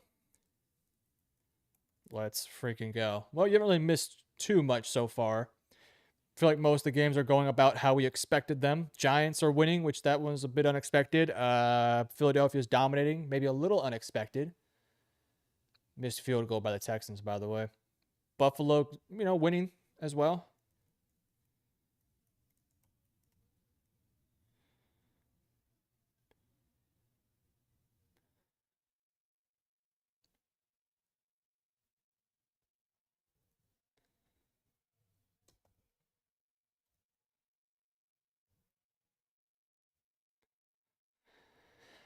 Looks like my picks are so far correct. Eagles, Bills, Lions, and Patriots.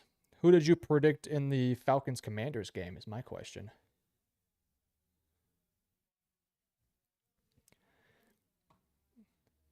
I need Dalton Kincaid to do something for fantasy. How many points does he have so far? Kincaid? I feel like I haven't said his name once today. Oh, the neighbor's injury. Yeah. Oh, if you just are tuning in now and you didn't keep up with everything happening in the first half, Malik Neighbors went down with an injury. So yeah. You got the Commanders winning. Okay. Still a chance. I mean, there's still a close game. I think I picked Commanders 2, by the way. So yeah. Kincaid has 0 points. Oh boy. Well, they really haven't passed the ball a crap ton so far. It's just been a lot of running the football and Khalil Shakir making plays. So yeah, I mean, Dalton Kincaid just has not been a part of the game plan so far. Cool. Well, Packers and Cowboys. I'm disgusted that Packers lost while oh my gosh, while every other NFC North team won, and then Georgia won or lost last night. Yep. Well, let me tell you this: if you're rooting for the Packers versus my Cowboys, you're probably gonna win. So don't fear too much. Do not fear too much. You're gonna be fine with that one. And then Georgia losing last night. Yeah, close game though. I wouldn't be too worried. The entirety of like college football right now, there isn't a premier team in college football today in today's game. The only one that I would say is like a premier like team, I guess, would be Oregon, but even Oregon almost lost to Penn State. You know, everyone thought it would be Texas or Clemson, but they haven't looked right, especially Clemson. Clemson's terrible. But Texas hasn't quite looked right yet. So if I'm a Georgia fan, I'm not too concerned right now. I wouldn't be too concerned. Oregon looks like probably the best team in the country right now, I'd say. Ohio State might be, but even they showed a little bit of some flatness in the oh my God, I'm blanking here, in the Washington game. I'm just a know that Georgia was Tom Brady clutch and then went Penn State style choke. Oh man. Out of all these games, what would be the biggest upset in my opinion is Bills losing to the Saints. Yeah. Yeah. I would also say the Giants beating the Chargers would be interesting. Both of those would both be massive upsets for sure. Although I probably would have said that Cleveland had the best chance of upsetting this week, but so far Joe Flacco's costing them big time. He's not playing well. We got kickoff in the Lions game, by the way. Starting to get out of halftime here. By the way, I appreciate every single person for being here, of course. If you guys have Instagram or Twitter and want more stuff from me, follow me on Instagram and Twitter at MetroSportsYT. I'm trying to grow outside of just YouTube. So yeah, if you want to follow me there, I'd be greatly appreciated. What was my lock of the week? I think my lock of the week on 1st and 10 was Cowboys losing to the Packers. I think that was my lock. I believe that was my lock, which might be the easiest lock of all time. So that would have been my lock. I also would have said the Buffalo Bills lock against the Saints would have been my other one as well. All right, Philadelphia's getting the ball first in the Buccaneers game, so it's going to be really important for Tampa Bay to get a stop here. If they want to make a comeback, you feel like it has to start now. Right out the gate. Shout out 1st and 10. Oh, missed it. Shout out 1st and 10. Shout out. I swear I was in the post-conference of the press conference of the Packers last week. I swear the people were so stupid saying, fire LaFleur. Like, what coach would replace him? Just stupid crap like that. Yeah. Here's the thing. It's not every fan base, but most fan bases want their head coach fired after a bad loss, right? The funny thing is like you'll have a coach who will be in like his 3rd year, and he's done well, but the second they lose to a bad team, they get fired. And sometimes it's worth it, right? Sometimes you think, for example, like the Adam Gase, right, for the Dolphins. It was time to fire him, right? But I always sort of tend to believe that coaches get fired too early most times, because you give a coach a roster in his 1st year, but that's not his roster. He's inheriting those guys, right? But if you give him 2 to 3, 4 years to build and flesh out his roster, then he gets to build his roster of his guys. It's part of the reason why I kind of like what the Giants have done with Dable, even though it hasn't really worked out yet. But they've at least allowed him to build that roster to an identity that he likes. Because he brought in this roster that was not his guys, and now he's kind of bringing in more and more of his guys. Obviously, we'll see if that works out. But yeah, I'm just not a huge fan of, hiring a head coach who has success and then wanting to fire the guy after one bad game. Like, LaFleur is a good coach. LaFleur is a very good coach. So yeah, that's just silly. When you have a good coach, you keep him for as long as possible. Until the wheels fall off, you keep him there as long as you can. By the way, big sack by Vita Vea on Jalen Hurts. It's 3rd and 22. Good chance to get off the field, get your offense out there, and see if they can go down and score. Hand the ball off to A.J. Dillon, I think. Dillon, I don't know what his first name is anymore. Yeah, I personally think that you give a coach, like, unless they show zero signs of optimism through 3 years, I'd keep them there for a minimum 3 years. But again, if you don't show me improvement year after year, then you're done. But like, it's like Kevin Stefanski's still in the Browns, despite the fact his teams haven't been good. He's still one of the best coaches in the NFL. So when you have a good one, you keep him for as long as possible. It's much easier said than done, replacing head coach. Oh, strip sack by Aiden Hutchinson. Man, he just took that ball out of his hands. I think the Browns recovered it, though, and there's a flag on the play. Man, Hutchinson just went in there, took the ball out of his hands, and just boosh. How long do you think McDaniels has if the Dolphins lose to the Jets tomorrow? Boy, yeah, that's a good question. Jacob Morales, welcome to the stream, man. Great question. Man, it depends how they lose. If they lose convincingly, then you got to think his days are numbered. I think they'll give him at least till midseason, I would say, because their schedule does start to ease up, including this week. So it depends how they lose, but I don't think they fire him immediately. I think they give him a few more weeks, just because. I mean, who are you gonna replace him with? I can't even think about who a candidate would be. Oh, big return here by Tampa Bay. Oh, big return here by Tampa Bay. Oh, he was in plus territory. Big return there, 46 yards by the Buccaneers. They're now in plus territory. That's huge, huge, huge. There's no life in that team, though. Yeah, I get that, but the thing about the Dolphins, and it's the unfortunate job that Mike McDaniel has. Tua is so limited as a quarterback that everything has to almost be predetermined for him. He can't make plays out of structure. He has to play within the structure of the system. And so if you are a Dolphins head coach, everything has to be designed with Tua in mind, right? When the Bills make a play design for Josh Allen, they could throw basically anything at Josh and he can handle it, right? Whether it's a design run or some sort of quick screen, anything like that, right? Any sort of progression-based system. With the Dolphins, because Tua is so limited as a passer, and as a processor too, it's just tough. And so if I'm the Dolphins and I fire Mike McDaniel and I bring in this defensive-minded head coach or, somebody else to be the head coach, man, it's basically an impossible task. So I actually think Mike McDaniel's doing, honestly, about the best thing he can do at this point. He's just the offense is so limited because of Tua. So it's tough.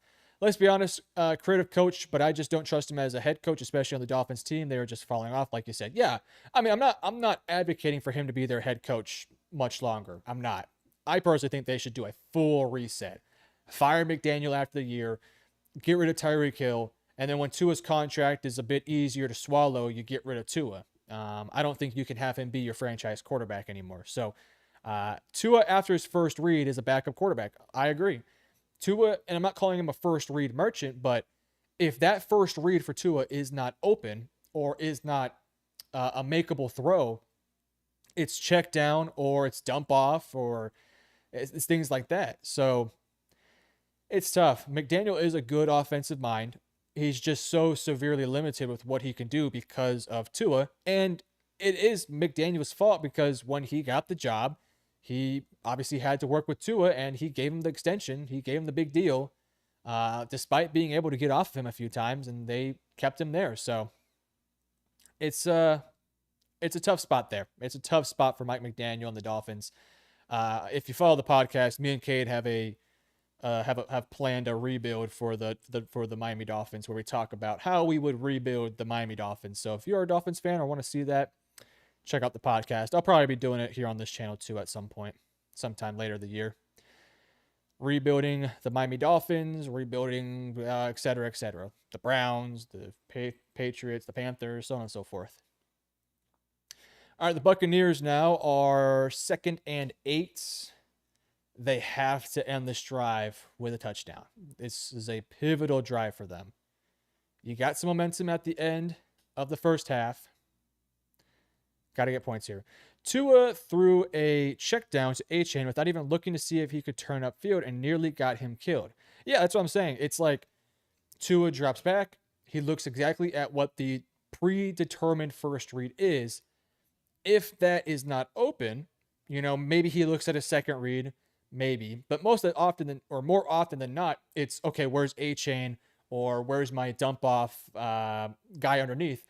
And what you'll notice, and this is something that McDaniel has done a good job of, what he'll do is he will have a blocker in front of A-Chain and have A-Chain almost on like a kind of a screen looking play. So Tua looks at his first read, it's not there. He then immediately looks at A-Chain or whoever's in at running back, throws it to him, and that running back then has a blocker in front of him. That's what they're trying to do to just give, sort of a second option into that offense. In your opinion, who is your breakout star this year? Daniel Jones. It's got to be Daniel Jones, I would say. Daniel Jones has just been incredible. I mean, Daniel Jones has just been incredible this year. I don't think there's really anyone else that you could say besides Daniel Jones. Maybe Cam Scatabo in some ways. He's been a fun little breakout star, but I think you got to go Daniel Jones. Oh, Baker, nothing's open. He just throws it, and it's a 4th down, and it's no good. There's no flag there. Wow. Turnover on downs. Philadelphia gets the ball there. That sucks there for the Buccaneers. Oh, big run here by James Cook. Oh, man, James Cook looks great. James Cook is he's not a breakout star because he's been good the past few years, but he's really developing into a superstar this year. Do you think they'll fire the GM along with McDaniels? That's a great question. I don't know if they will. Chris Greer, he's been there for a while now, since I think 2016, I want to say. You got to think he'd be on the hot seat with them. You got to think he would be. I don't know. Firing the GM is always a tricky thing, and I don't really think Chris Greer has done everything horribly. So I don't know. I think they might keep him. I think they might keep him still. Do you think Shanahan will be replaced by Saleh if the 49ers don't make the playoffs this season? He has had 8 seasons, and this is so-called easier schedule. And with this so-called easier schedule and home Super Bowl, what are your thoughts? Good question. I don't think they would fire Shanahan in the first place. Oh, big run for Bijan here. Does he get tackled? Oh my gosh, what a play there by that safety there. Bijan with a 69-yard reception. Should have been a touchdown. I don't think, for starters, I don't think Shanahan gets fired. Let me get that out the way. I think he's a great offensive mind, and his team is just so demoralized with injuries. Just flat out demoralized. So that's tough. So I don't think they'll fire him. If they were to, I do think Saleh would probably be the favorite for the job. But again, I don't think they're going to fire him. So that's my opinion on that one. Definitely Scatabo. Can't spell his name. Daniel Jones is definitely breakout, but it was more of a resurgence since he is almost 30. But hey, better late than never. Yeah. Well, when I think of breakout, I just think of anybody who just wasn't good last year or was a rookie and then all of a sudden comes in and plays incredible. Daniel Jones kind of fits the mold there of first 6 years in the NFL, not so good. Now all of a sudden he's like a top 10 quarterback in the league all of a sudden. So yeah, I think Daniel Jones. Bijan leads the Falcons in receiving yards and rushing yards. The dude is so good, bro. With a moaning face. Hey, yo. He is an incredible player. You guys see the Texas flag there. I was huge on this dude. Kyle Pitts touchdown, by the way. Kyle Pitts with the touchdown, and Michael Penix with another score there. The Falcons offense is showing some more life here. Flashes of 2019 CMC for sure. Yeah, Bijan is, if Bijan's not the best running back in the league, he's definitely top 3. Joshua Beck. How you doing, buddy? Houston Texans have been the biggest disappointment of the season for me. But what team has been a big disappointment for you? Good question. Obviously, Houston, number one for sure. Oh, Malik Neighbors is believed to have torn his ACL. Man, that sucks. Damn, that sucks. It's not going to be confirmed to tomorrow, but it looked pretty bad. All right. Neighbors out probably for the season. Joshua, honestly, Commanders have been slightly disappointing, but definitely Texans. Yeah, Commanders have been disappointing. To be fair, though, they haven't had their quarterback. And their only loss on the year was to a really good Packers team. So, who would be another disappointing team? Baltimore, Kansas City. I mean, yeah, obvious ones. Miami, even Denver in some ways. I know they're 1-2. Yeah, so Denver. Yeah, I'd probably go with those teams. Biggest disappointment of the year, I'd definitely go with the Baltimore Ravens. The Ravens were my number one team heading into the year. And now they're down into, like, I think my number 7th or 8th best team in the league. They've looked great offensively, but, man, their defense stinks right now. So it's really, it's hard to give them that. And then the Chiefs' offense has just looked really bad. So, yeah, Texans, Chiefs, Ravens. Jared Goff with a bomb deep, and he throws a pick. Oh, bad play by Jared Goff there. He just forced that one. Since I'm a Lions fan, I've always been team Gibbs is better than Bijan, but I will admit Bijan is closing that gap for me. I think Bijan's a better overall running back than Gibbs. I think Gibbs is an incredible talent. I wouldn't say Gibbs is a better player than Bijan. It's really close, man. It's really close. The Cowboys is definitely disappointment for 30 years. They've been disappointing for my entire life. But the one thing I'll say about the Cowboys this year, I had very little hope for them as a defense. I thought the offense would be good, which they have been, but the defense has just not been good at all. So, yeah, sorry, bro, but numbers don't lie. No, yeah. Hey, man, I'll suck it up for the year. I'm used to it now. I'm 23. Cowboys have only been good. Oh, man, Patriots are really putting it on the Panthers now. Cowboys have been good. How many years of my 23 years have the Cowboys been good? 2014, 2016, maybe like 2021 or 2022. So, and I'm sure there's a year like maybe somewhere in the early 2010s we were maybe a good team. So like 4 or 5 years out of my 23 years, I've had a competent Dallas Cowboys team. So I'm used to it at this point. Nothing can be said about this Cowboys team that isn't surprising to me. Lamar looks like he's in a 2024 Burrow situation. I would say the defense is better than what the Bengals had last year. Bengals defense last year, horrible. Lamar's defense is in a tough spot too, but I do think they have. Sorry, guys. I do think they have the personnel to get out of this little slump they're in. So, Neighbors is believed to have a torn ACL according to NFL Instagram. Yep. Talked about that a little earlier. It sucks, man. It really does. Kingslayer, welcome in. Quinyon has actually been so amazing this game. Yeah, dude. Quinyon Mitchell. He's a stud, man. He's been really good. I mean, no Mike Evans, so it's really tough for this Buccaneers offense, but they still have everyone else though. So to me, it's almost like, hey, no excuses. Just play better.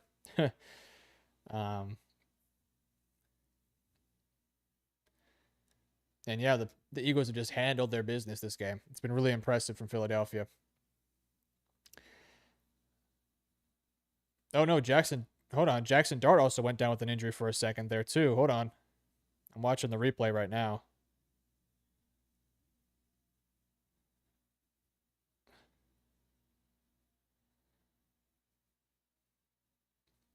Okay, I think Dart is fine. Also, Joe Alt also had an injury too. Oh boy. All right, injuries, man. Injuries. Injuries are brutal at this time of the year, man.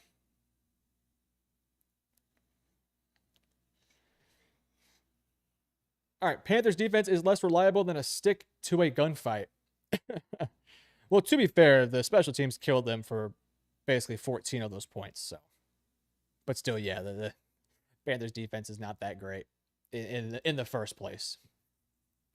The Giants are cursed. There's no other explanation. I do think Dart is fine. I think he's just had to sit out a play or two, although we'll wait and see on that one. But yeah, the Neighbors injury is it just sucks, man.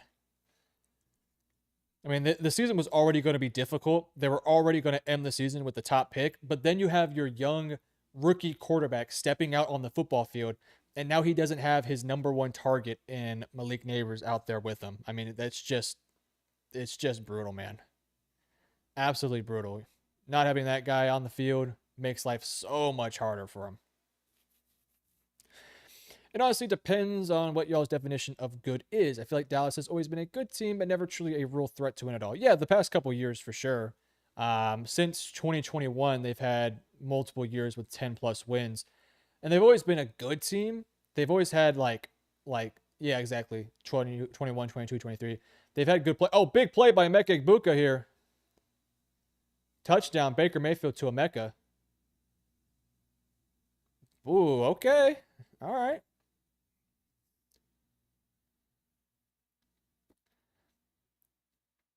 That actually kind of hurts me in fantasy. I have Baker Mayfield, but I'm going up against Emeka Egbuka. Oh, boy. All right, well, Buccaneers with a huge big play downfield after a busted coverage against Philadelphia. So let's see if the Buccaneers can get back in this one here. Oh, man, Mecca was wide open. Kind of was underthrown there by Baker. All right, Mariota's still in the league. That's honestly an accomplishment in and of itself. Yeah, man. So is Jameis Winston. Oh, touchdown, Houston. Here we go. All right, Houston gets the touchdown offensively. Woody Marks, I believe. Good job by Houston. Yeah, the Cowboys have had good teams, but they've always had a glaring flaw that's held them back. So, like, in every single one of those 21, 22, 23 years, they always had inconsistent linebacker play. They always had poor run stuffing and questions on the offensive line. But they've always been able to just handle their business against the bad teams. And occasionally they'd pull off a couple wins against the good teams. But when they got to the playoffs, teams were just able to exploit their major flaws.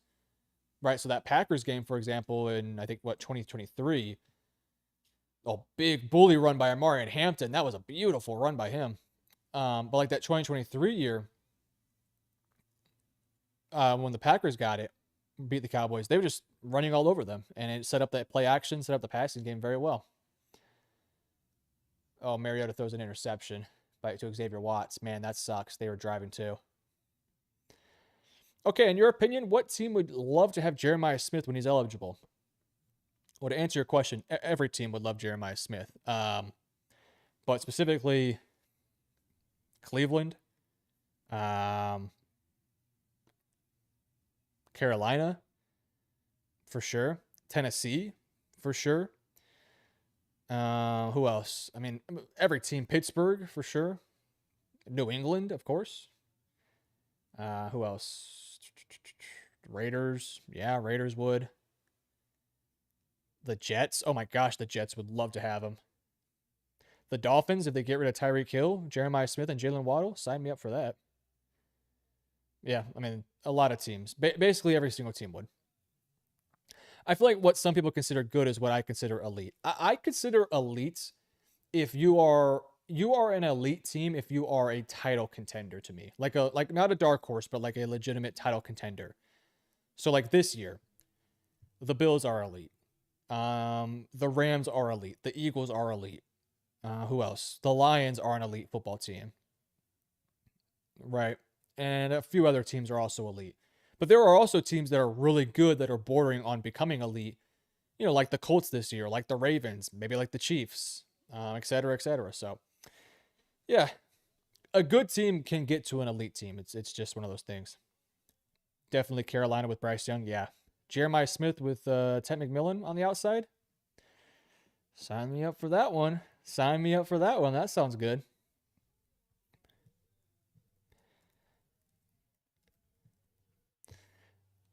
Yeah, sign me up for Tet and and Jeremiah Smith. That'd be nasty.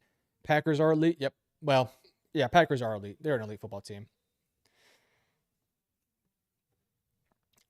But like Washington with Jaden Daniels, I wouldn't consider them an elite team yet. They're a good team, a very good team, but not elite. Elite teams are saved for only the best of the best.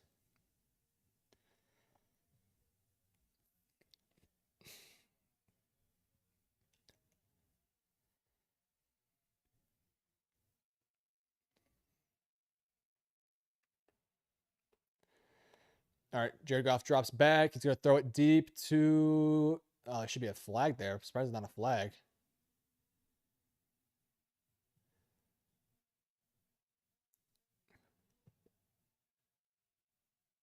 Yeah, Goff was throwing it up to Jameson Williams. Maybe it looked like he kind of slipped there or just kind of fell on purpose.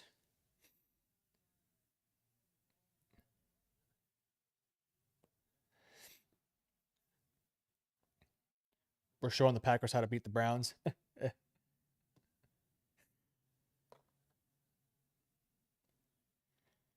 I don't know, man. Hey, the Browns are only they're within 10 points, man. This game is far from over. This game is far from over.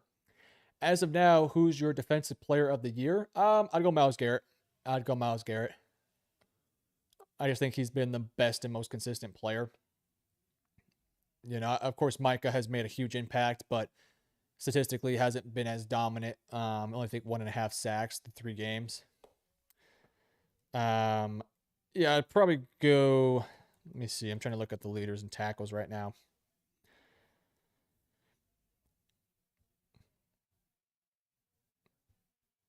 Oh no, Michael Penix throws a pick, and now the Commanders are back in plus territory. They're almost in the red zone now. Rashawn Gary has 4.5 sacks. I think everyone's kind of sleeping on that one. So Bosa was a candidate for Defensive Player of the Year, in my opinion, until that happened. Yeah, fair point. Bosa would have been in the conversation without a doubt. I'd go Myles Garrett right now, and I think Rashawn Gary has to be in the conversation too. So, but yeah, I'm going Myles Garrett. I'm going Myles Garrett. Now, if you're asking for my offensive player of the year, I think I gotta go Jonathan Taylor. Gotta go Jonathan Taylor. Or low-key Jackson Smith and Jigba might be in the conversation. So with Puka Nacua too. All right, we're nearing the end of the third quarter in a couple of these games. But we're also still early in some. We are in the fourth quarter in the Titans game now. Saints are in the red zone, by the way. Keep a tab on that one. Let's be honest, Myles Garrett is MVP in general. If the Browns go 500 this year or make the playoffs somehow, some way, yeah, Myles Garrett should be MVP, which would be incredible.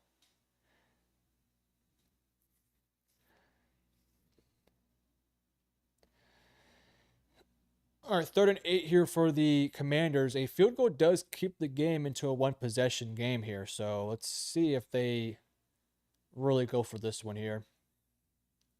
Mariota drops back. A little bit of pressure in his face. He's throwing it to the side. He had a wide open receiver, but he missed him by airmailing it here.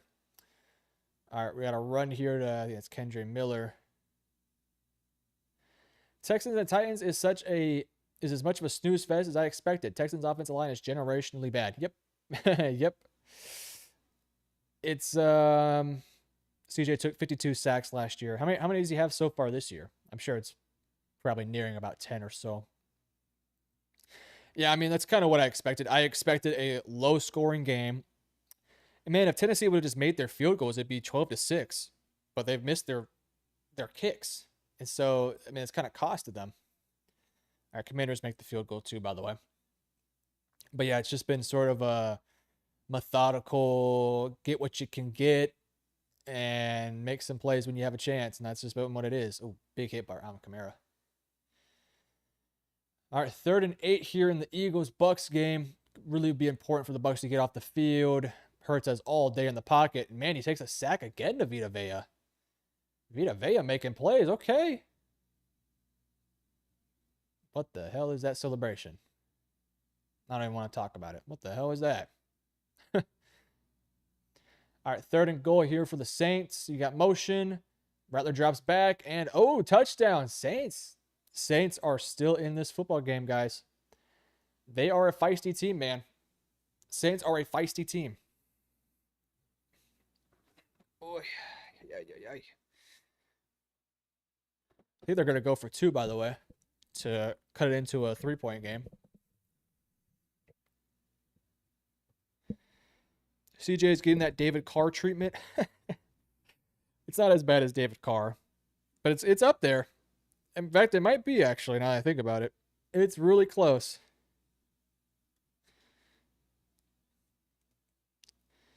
I mean, just poor offensive line, poor management of their resources. And it's frustrating, too, because this is 3rd year, and the offensive line has gotten worse and worse every single year. It's really annoying. He's such a talented quarterback, and he's a good player, too. But the team has not handled their business when it comes to addressing the offensive line. Oh, tough spot here for Jackson Dart. He drops back, throws it, skips it. There's a tough spot here for a young quarterback. And they got to punt the ball in their own end zone. That's brutal. If Callahan gets fired off this game, I would not be shocked. I would be. I'd be a little surprised. He's not a good coach, I agree, but one of the worst things you can do for a young quarterback is firing their head coach midseason. That would just be, I mean, that's just setting up your quarterback for failure immediately. I thought the hiring of Brian Callahan was terrible from the get-go, so. Oh, Cam Ward gets picked off by Derek Stingley. Not good, not good. All right, 2-point conversion here for the New Orleans Saints.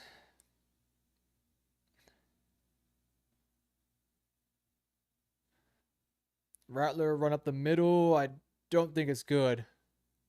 Good job by the Bills. Why is Buffalo actually struggling with New Orleans right now? New Orleans is a competitive team that has a quarterback playing at a good enough level. And they have enough veterans. Oh, the interception wasn't really Cam's fault.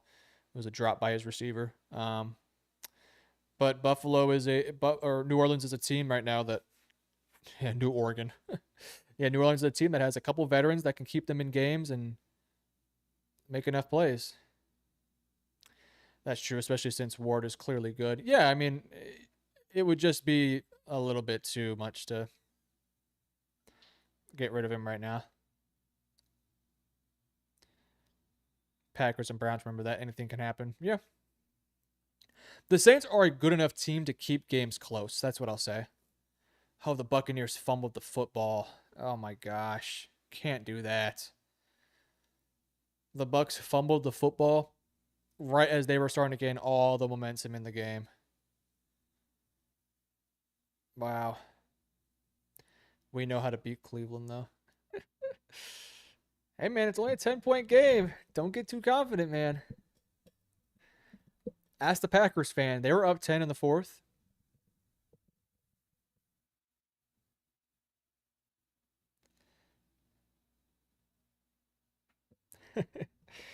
We know how to beat Cleveland, though. Oh, man.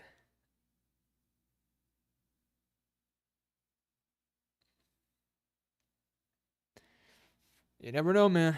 Keep an eye on it. Cleveland can play, man. Oh, my God. My hair looks terrible.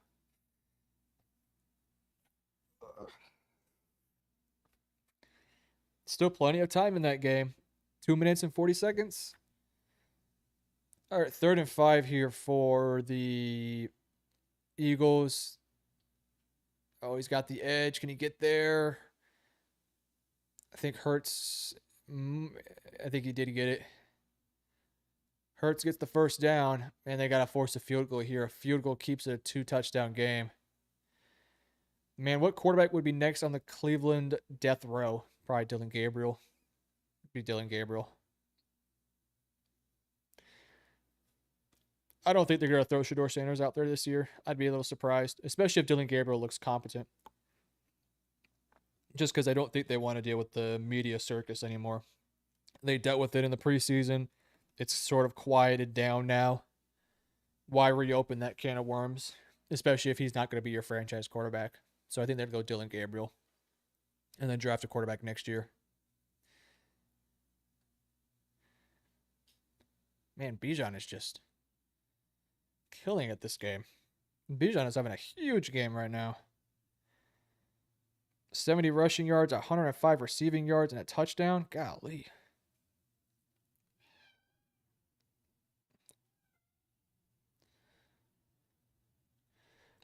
Oh, they're trading Shador this season sooner rather than later.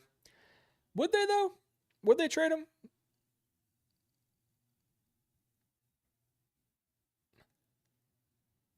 Touchdown, Tyler Algier. Nice play by them. Would they trade Shador? I don't know if they would trade him. I don't think there'd be a team that would want to trade for Shador. That's the issue. What team would want to trade for Shador? That would be my question. Is Sanders truly good? Because he definitely has a talent, but I don't know. He's a talented player that has huge flaws for a pocket passer. He's got a fine arm, good enough mechanics. He's an accurate player. He's a relatively smart player, but man, he just drifts so much. He is a player that has so much self-belief in his ability to make plays out of structure when he's just not that athletic or not that talented, right? His arm is mediocre on the run. His decision-making gets worse. He eats up unnecessary sacks. It's just tough. Titans should hire John Gruden. Man, if Gruden's interested in coaching again, why not? He's a good coach. I just don't think Gruden would be the best coach in today's modern football. That's my only concern with him.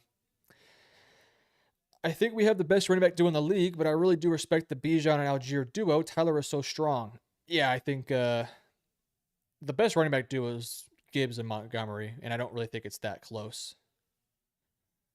Oh, Herbert threw a pick.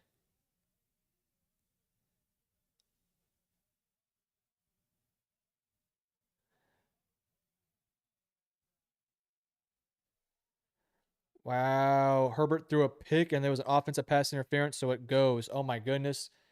The Giants are first and goal, up 3. My guess would be the Rams. They have no real backup for Stafford. They have Jimmy Garoppolo. Oh, Saquon Barkley touchdown. Do the Rams still have Jimmy Garoppolo?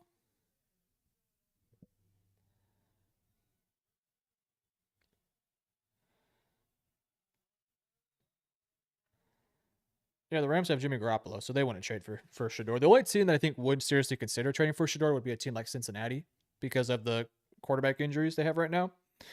But even them, I don't think they would do it either. I just don't think a team wants to deal with the headache. That's the reality of it. I mean, whether it's Shador's fault or not, Shador's fault or not, when you bring in Shador Sanders, you're also bringing in the headache that is having Shador Sanders. Right? And it's not Shador who's the headache, it's the media who's the headache. It's all the people saying, why is Shador not starting? Right? Even though he's clearly not good enough to be a starting quarterback. Touchdown, New York. Man, New York is up 10 on LA. Who would have saw this one coming? But yeah, I just don't see it. Jimmy G should get a starting job somewhere eventually. Jimmy G as a Bengal. I don't think Jimmy G's he's just an okay quarterback, man. I don't think he should get a start. I mean, he's a good enough backup quarterback. I think he's in the perfect role. Jimmy G as a Bengal? I mean, he won't throw 4 or 5 picks, you know. He'll get the job done.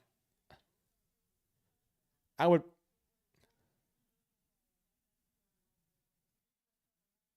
Wow, unnecessary roughness on the Chargers. Holy moly.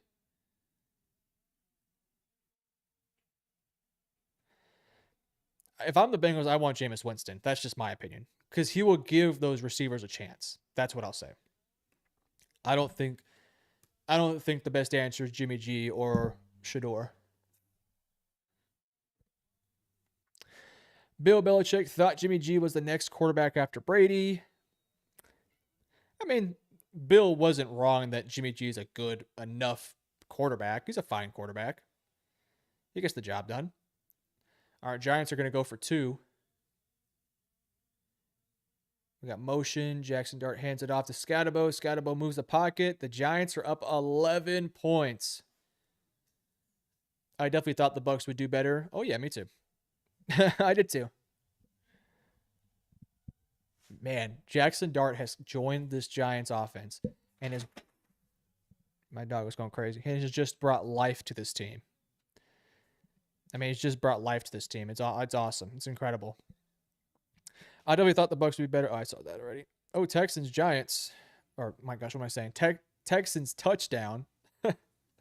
Sorry. Texans touchdown. Got a field goal in the Browns game, and it's no good. That's huge. Missed chance there for the Browns to cut it to a one-possession game.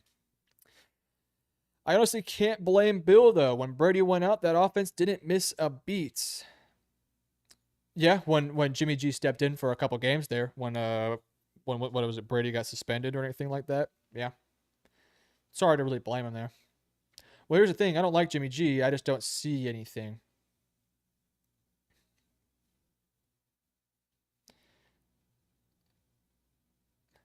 Question, what should the Browns do with their offense? It sucks. How would you fix it? In terms of this year, the way I would fix the Browns offense this year is I think you got to throw a new quarterback in there like Dylan Gabriel. I think Flacco at this stage of his career is he's too turnover prone. He doesn't have the arm talent. He doesn't have the mobility skills. He's a statue back there. And when you have a poor offensive line, it makes life so much more difficult. He is actively hurting the team. Whereas at least with Dylan Gabriel, he has young legs. He can move around in the pocket. He doesn't have incredible arm talent. I don't think he's this greatest processor ever, but at the bare minimum, he can manage the game and keep your team afloat. So I would go with not Jimmy Garoppolo. I would go with Dylan Gabriel as my starting quarterback. I wouldn't consider Shedeur Sanders right now. Yeah, and then afterwards in the draft next year, I'm targeting offensive line and quarterback probably because I think you have 2 first-round picks, and Flacco can't freaking slide. Yeah, well, Flacco's too old to slide. That's the issue. Oh, nice throw by Stroud there to Jaden Higgins. Nice play. Herbert, can you wake up a bit? He's trying, man. Nothing's going for him. Nothing's going for him. And I need him to stay quiet, too. You're killing me in fantasy right now. Although it's still relatively close. I'm an Eagles fan, but feel bad for the Browns. I'm sure Browns fans are so used to it at this point, right? It's like I'm a Cowboys fan, and I'm so used to being just crapped on. So I'm sure Browns fans are used to it. If I was the Browns, I would try to fix other things about the offense before I get to the quarterback. Also, hold on to David Njoku with your life. He's a real talent.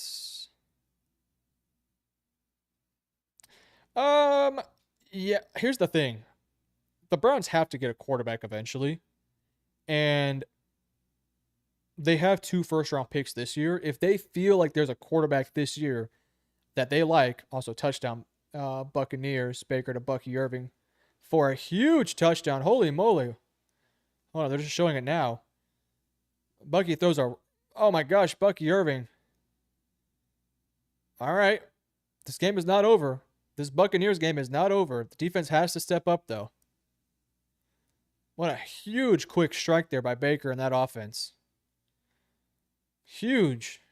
Oh my gosh. Yeah, Jahad Campbell one-on-one with Bucky Irving, and that's just a matchup you do not want. Man, that was nice. But yeah, if I'm the Browns, I think you have to go for a quarterback eventually. You know, your team has a great defense, and you have to rework your offense. But you have a good running back in Quinshawn. You have Jerry Jeudy. You have some good tight ends. You can draft a quarterback this year while also improving the offensive line in free agency and in the draft. I think if there's a quarterback you like this year, I think you take him. Maybe it's Garrett Nussmeier. Maybe it's Lenore Sellers. Maybe it's Arch Manning. I will see. I don't think so. Drew Aller, Dante Moore, who's been really good this year. Carson Beck. I mean, I might be a little bit boring, but yeah. Penn State quarterback could be interesting for Browns. I just have not been impressed with Drew Aller so far this year. He came into the season as one of my top quarterbacks in the draft. If I were to redo my top 10 quarterback rankings, Drew Aller would be not in my top 2 or 3, that's for sure. I think he'd still be in my top 5 because he does have the arm talent and the skill, and he's a well-sized quarterback. But he needs to process the field better, and he has to play better against high-level competition. That's just the reality. versus Oregon last night. He was quiet for most of the game, got going a little bit later, and then threw the game-losing interception. So it's kind of tough right now. Oh, big play. Amari Hampton with a 54-yard run. Oh, my gosh.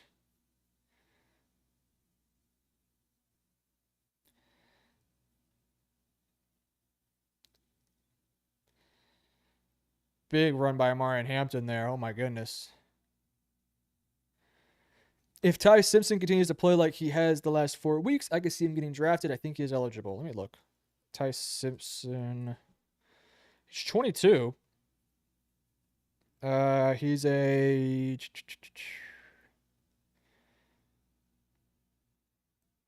Oh yeah, he's eligible. He's been in Alabama since 2022. Shout out to this guy for sticking in there. Yeah, Ty Simpson. If he keeps playing well, I could see it. I could see Ty Simpson. I don't hate it. I mean, it's a Penn State, the king of choking. Smooth Simpson is a senior. Is he not a he? Whoa, he must be like a redshirt. He'd be a redshirt junior now or a redshirt senior? No, redshirt junior. Right? Because there's no way he didn't redshirt. Yeah, I mean that he had to have redshirt at least 1 year.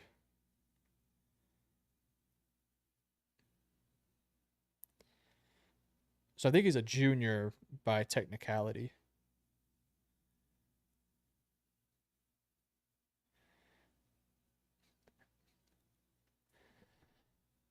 All right, Chargers go for the 2-point conversion. I think they get it. It's now a 3-point game in that one, man. I don't know, but he's definitely eligible now. Yeah, he is. Ty Simpson, he might be somebody we talk about. I want to do an updated quarterback rankings video eventually. I just got to get around to watching film. Oh, man, Patriots are putting it on them right now. My gosh. I don't know how Dave Canales and Bryce Young keep their jobs. Ooh, I don't know how I feel about that right now. How do we feel about Nussmeier's draft stock? I think Nussmeier's a good quarterback. I think he has a good skill set. He's a gunslinger. He has a good enough arm. He's not big. He's not big for sure. I still think he would, if the draft was today, I think Sellers goes. I think, man, it's so tough, man. God, this is tough. I think Sellers for sure goes in first round. I'm also starting to think Dante Moore would also be a first round pick too now, especially after the Penn State game where he just looked so poised. By the way, Saints are moving the football and he just threw a touchdown. The Saints took the lead in the fourth quarter. Oh wait, no. Oh no, never mind. Oh wait, hold on. Hold on. We'll talk about the draft here in a second. Hold on. Sellers is I think a redshirt sophomore. He is eligible this year for the draft. Wow, Saints just scored a touchdown. They're beating the Bills right now. Wow. Let's see if this is a catch. What a snag by Brandon Cooks. Does he get it? Ooh, I don't know. I don't know if Brandon Cooks caught that one or not. Let's see. I don't think that's a touchdown. I think it's incomplete. Ain't Sellers, yeah, sophomore. DJ Lagway has tanked his draft stock so much. Yeah, he did. DJ is today Anthony Richardson. He doesn't play like Anthony. He's got an elite arm talent, but he's just not the mover that a guy like Anthony is. Heading into the season, it was Arch, it was Lenoris, it was Garrett, it was Drew Aller. But I look at it today, and I would say I think Nussmeier still goes round one, just because so many teams need quarterback. I think you got to have some conversations now about guys like Ty Simpson potentially. I think you got to start talking about Dante Moore entering the conversation. Carson Beck, I think, has also re-entered the conversation now. So I do think there's a number of quarterbacks that could go round one. And I think a lot of it just depends on how the rest of the year goes. So, yeah, DJ Lagway was overhyped for sure. And that's just Florida fans being very excited, by the way. Florida fans were really optimistic about him, but it just didn't work out. It's hard to blame them. It's kind of like the Arch Manning thing, where it's like, oh, Texas fans, oh, we got a quarterback, and then it's like, oh, Mac is not a top quarterback, can't move for crap. I don't know, man. I think you'd be surprised. People, I think, would want a Jared Goff style quarterback, just somebody who maybe not the most athletic quarterback in the world, but doesn't make mistakes, usually makes the right throws. I'm not saying he goes round one. Oh, touchdown, Deebo Samuel, nice play there. Not saying Beck goes round one, but if Tyler Shock goes round two last year, which he should never have gone round two, but Carson Beck can also go round two. So keep an eye on Beck. I wouldn't be surprised, man. This feels like one of those classes where a quarterback goes first just by default, not because he's actually special or anything. Yeah, I think there's some good players in this. This quarterback class seemingly is better than last year's, but last year it was like, okay, we got Cam Ward. You know, there was hype about Quinn Ewers and Carson Beck, and those guys just didn't work out the way that many thought they was going to work out. So the quarterback class kind of came out really shitty in a lot of ways, where it was like, okay, we got Jalen Milroe, we got Cam Ward, we got Shador, and Tyler Shock, but I think this year the quarterbacks are better, but they're not the Caleb Williams style, where Caleb Williams in that draft class was so talented with Caleb, May, Daniels, Bo Nix, Penix, McCarthy. I don't think it's like that, but I wouldn't be surprised if 3 or 4 quarterbacks for sure. Quinn Ewers was definitely a college football level player. Yeah, I wish Quinn would have came back for one more year. Maybe not to Texas, but to another school. But it's just kind of how it panned out, because he ended up falling all the way like the 7th round. Oh, Jackson Tart takes an ugly sack there. That was an ugly sack by him. That's just a rookie mistake. You got to get rid of that football. Chargers are back in the game, man. 18-21.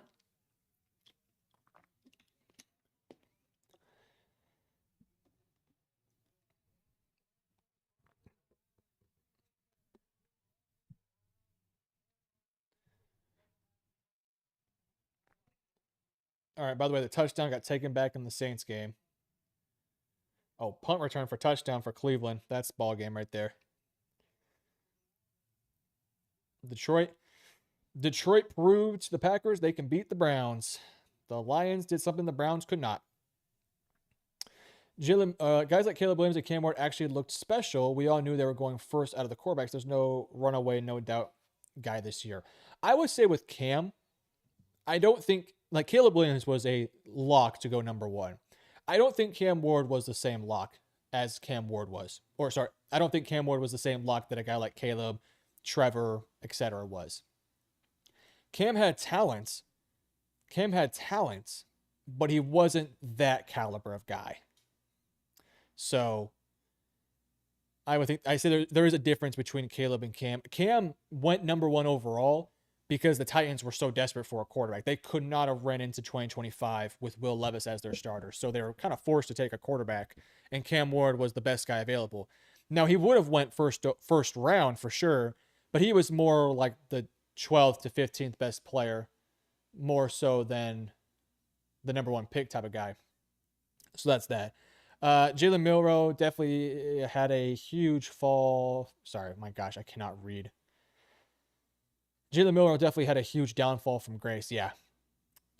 It was the athletic talent, and it just kind of needed him to step up as a passer, but he just couldn't do it. So he fell, and now he's fully developing, just trying to figure it out as a passer. He'll get there. Man, Cam Scotty was just running through people.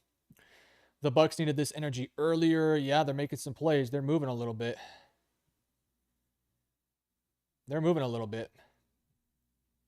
We knew Caleb was going number one since like 2022, 2023-ish. It was insane.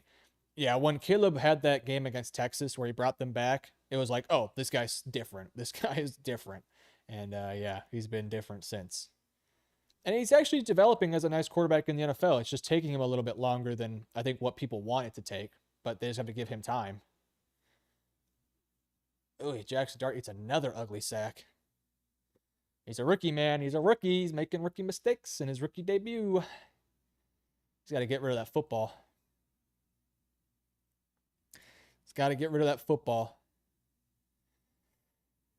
Come on, Bucks. Get back in this game, man. I need Baker Mayfield to score more points. I need more points. I'm losing my game, and I'm not happy about it. My opponent happens to have their best game of the season right now. And unfortunately, I'm having a really good game too. But my opponent is having a better game, which sucks. We need somebody like that again, or like Luck or Lawrence, where we knew 1 or 2 years before.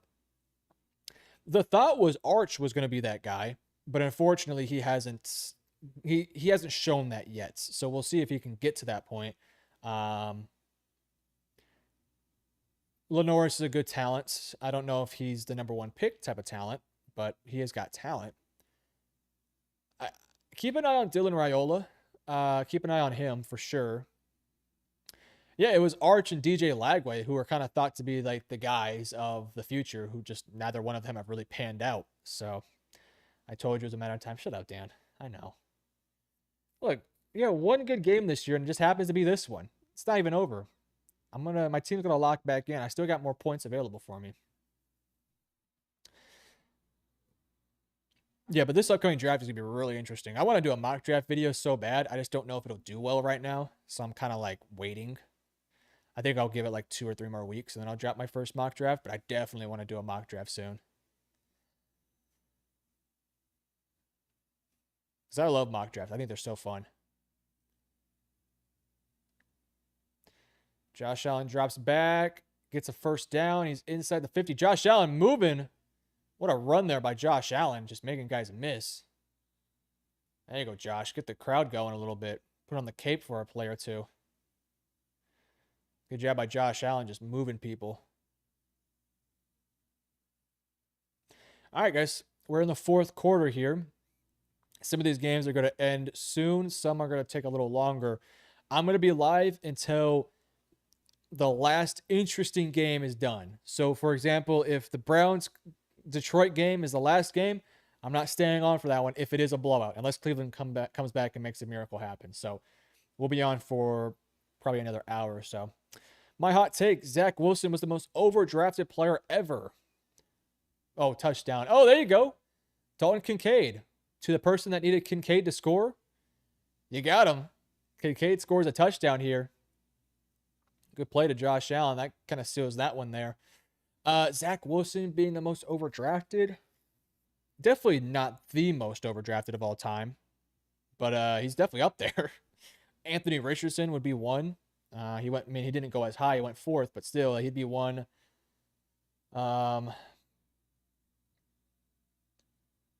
There's a lot of quarterbacks you can consider that went a lot higher than they probably should have went. So yeah, but definitely Zach Wilson is for sure one of those ones that's like, how did that guy go so early? But it's the arm talent, man. You know, he had so much arm talent and juice to it, and that really helped him get there. Let's go Kincaid. There you go. Kincaid with the touchdown. Got you some points there. Maybe Bryce Underwood becomes the quarterback that's like that. Maybe we know he's the first pick after his sophomore year. Yeah, I don't mind the Bryce Underwood take. He's shown a lot early into his career. He's got great size, great arm talent.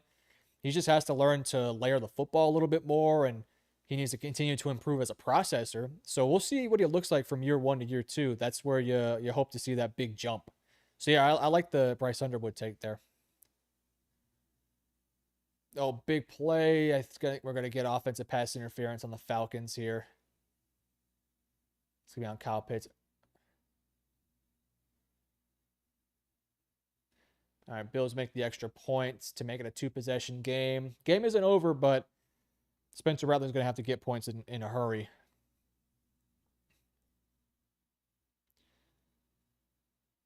No, sorry, defensive pass interference, I think, on the Commanders, actually. Not. I thought it was offensive pass interference on Pitts. I think we're going to get defensive pass interference here on Washington, actually. Beautiful throw, though, by Penix as well. This is sort of a game-sealing drive here for the Falcons. One more first down. If they can kick a field goal, that's basically ball game. They hand the ball off to Algier. He makes a guy miss. Gets a plus little gain there. Nice gain there. All right, Herbert down 3. This game has been a lot closer than I thought it was going to be, but shout out to the team, man. All right, super long field goal for the Bucks, and it's up 4th and 12, and it looks good. Wow, Chase McLaughlin is he's kind of carrying this team right now. Good for him. All right, Buccaneers in a one possession game. The game is not over there. Let's see if Baker can lead a game winning drive at some point, or if the defense can get a stop here. That'd be huge. These fourth quarters are always where things pick up for the live stream because it's just you're getting these super clutch drives and performances. Good job by Herbert just getting the ball out there. They're gonna have to take a punt here. That sucks. Good job by the Giants defensive line. This Giants defense is balling right now, man. They're playing well. Granted, they're going up against two backup tackles right now, which is just. I hope Joe Walt's not out for too long. And the unfortunate thing about when you have backup tackles in, there's nothing you can do about it. Because there's no good tackles available in free agency. Because if they're on free agency, they're on free agency for a reason. And no team is going to trade a starting caliber tackle. Oh, nice catch by, I think that's Drake London.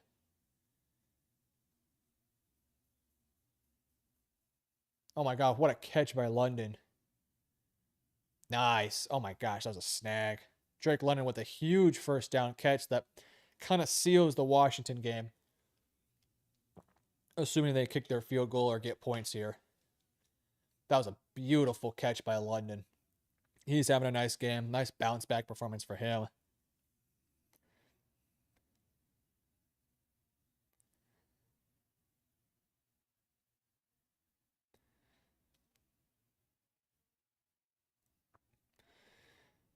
You gotta hand the ball off to Algier. Algier with the big lane, and he's gonna inside the 10. But like he might break it here. Honestly, them scoring might not be the worst thing for the Commanders, to be honest with you.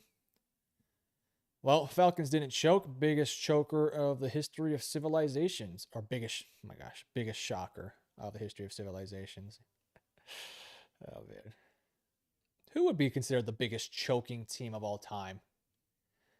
I mean, nobody can forget the Falcons Super Bowl choke. That's for sure. They're up there, right? There's a lot of teams that have choked a lot. Falcons are up there for sure. They have the most infamous choke of all time. The most infamous one. The Super Bowl.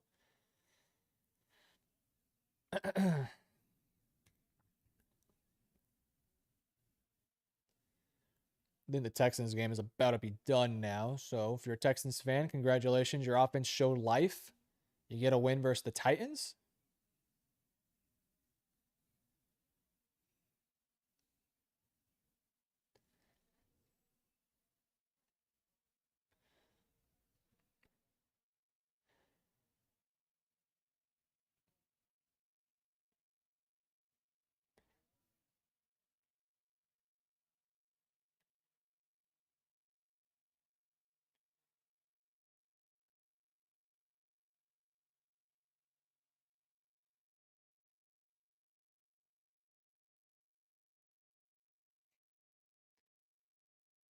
Seahawks. Oh, Seahawks.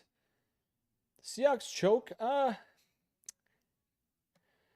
Is it considered them choking in the Super Bowl if they were down?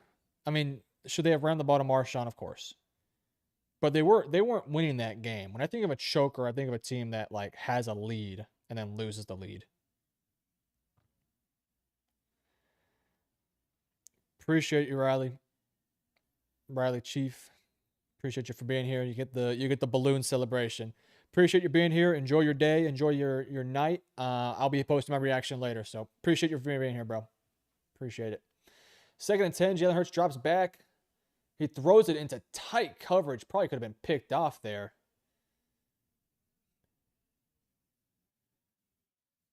Oh, Giants are in the red zone, by the way. Oh, big play here.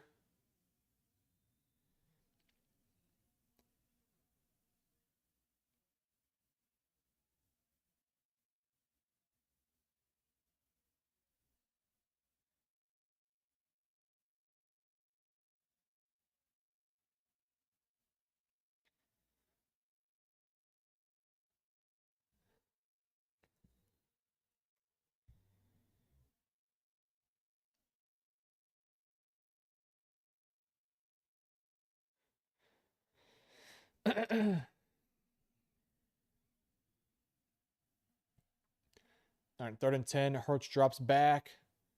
No pressure in his face. He hits A.J. Brown. He misses him. Oh, man. All right. Buccaneers are going to get the football back here with plenty of time. 12 minutes left. A touchdown or something helps here. If the Bucs can pull this win off, yeah, that would be huge. That would be huge. Plenty of time here. I mean, even if they do go down the score and tie it up, the Eagles will have a chance to respond. So, but the Bucs defense seemingly has found something here. All right, punt return. See if they can make something happen here. He's got some room here. He's got some room. Oh, he's got a lane. Oh man, golly, that could have been way bigger. Oh man, had he made that last guy miss, that thing might have went for 6. Oh my gosh. All right, here we go. Bucs get the ball with plenty of time left.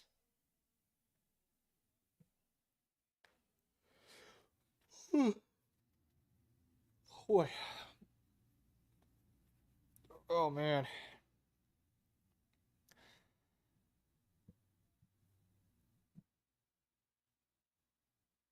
All right, we got probably game over in the Falcons game and in the Texans game. Definitely game over in the Panthers game. We have to watch this Buccaneers Philly game though. It's still within grasp.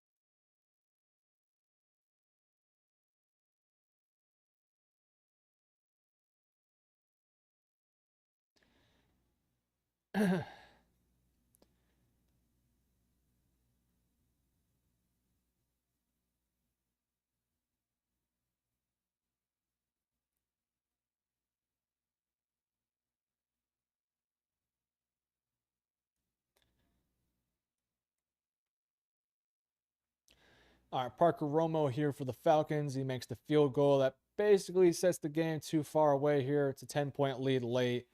That basically wraps up that game right there. Big win for the Falcons. Good response here versus a really good team in Washington. Even without their starting quarterback, that's a big win for them. Just to get them back on track after a disappointing game versus the Panthers.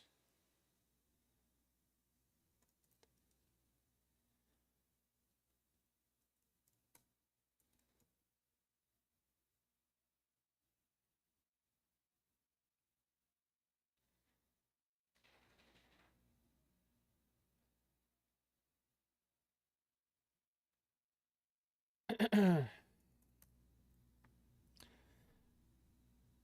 I do want to reiterate, if you guys want more content from myself, I'm trying to grow out on social media, Instagram and Twitter. I would appreciate if you guys give me a follow on Instagram or Twitter. Either one works, whatever you want to do. If you guys want to, you don't have to. But if you want to, I'll appreciate it. MetroSports YT, check it out. Back to the grind, back to the grind. Most of these games are over, but we do have some interesting games going on here. Some very interesting games. Chargers Giants game is still close. I think they're in a. They're actually the game is bad. We just had an offsides here. I think on Derwin James.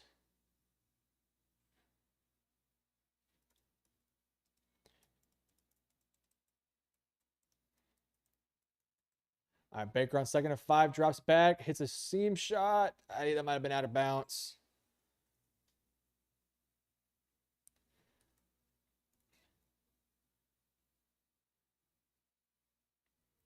All right, 1st and goal here for the Giants. A touchdown really helps them out here. Really would hurt the Chargers' chances.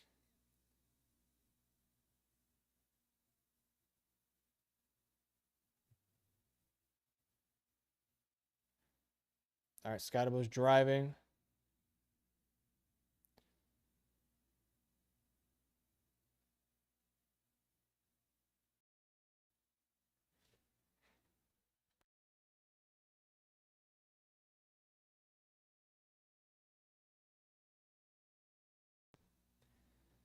All right, we got a flag on the Eagles game.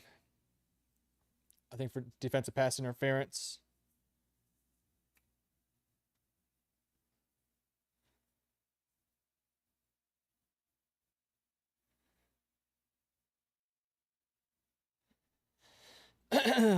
Shout out to the Texans for getting their first win of the season. Cam Scottibo up the middle. He's fighting. And oh my gosh, what a great play there by, I don't know who that was. Dion Henley, I think that might have been.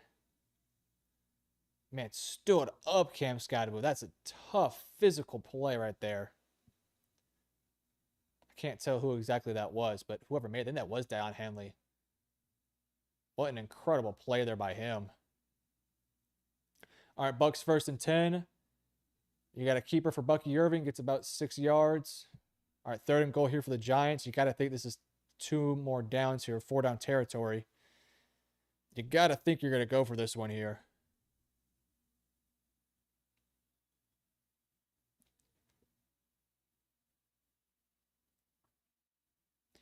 Zero points. Who's got 0 points? Oh, Titans. Yep, good job by the defense. Oh, man, they do a Jackson Dart keeper up the middle, and it goes for a negative gain here. Why would you do that? 1st and 10 shout out. Shout out 1st and 10, the podcast. Link in the description. Or you can check my homepage. You'll find the link there. We do more content just like this. NFL analysis, drafts content. You name it, we do it. All right, they're going to go for it here. 4th and goal. I don't like the last play call there with the quarterback run. It's a huge play for both teams here. Scottibo motion. He's going to do a fake the handoff. He's rolling out. Looks behind. Jack Start makes a miss. He's got guys open. He throws it up, and it's dropped. Oh, man. Gosh, there was meat on the bone there for a play. Good job by Aloy Gilman just making a play there. But, man, if Dart would have thrown a better ball there. Not really his fault, but, man, there was stuff there. That could come back and bite the Giants, man. There was things open there. It was a weird play design where they're almost setting up this screen to Scottibo on the opposite end, but it was well read and covered. Dart tries to make a play here. He just throws it. I think it got tipped. And Wando can't. I don't know. He just kind of threw a wobbly pass there, kind of best he could. I don't know. Dart, I think, does a good job there. Man, that's unfortunate. It's unfortunate.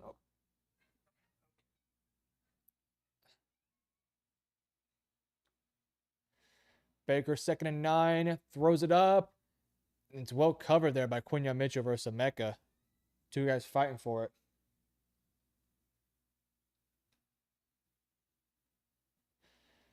I'm not sure a Emeka Egbuka jump ball is the play there, especially versus Quinyon Mitchell. Now, they can settle for a field goal here, and I think that's totally fine. You just got to trust your defense to go out there and make it play. Still plenty of time in this game. I'm just thinking, if you take the 3, if they don't get this, you think you take the 3 here to cut into the lead a little bit more. I know I think this play matters here. Let's see. They're in shotgun. Okay, protection looks clean. He throws it, 1st down. Nice play. Touchdown in the Panthers game, by the way. Sort of a moral victory. All right, Baker. Baker's cooking. Baker is in the kitchen. He's cooking it up right now. All right, 3rd and 3 in the Giants game. If they can get a stop here, man, that would be disappointing for Chargers fans. Oh, he maybe got away there with the unnecessary roughness there on Herbert. All right. Still time. If they don't get this, they have all their timeouts, this being the Chargers. They drop back, hands it off to Hampton. Oh, big play. Oh, man, Hampton gets about 40 or so yards. Big play. Oh, we also have a pick, I think, in the Philly game, but there is a flag. Hold on. I think it's on Philadelphia. I think we're good. The Panthers go from giving belt to ass to getting belt to ass. That they are.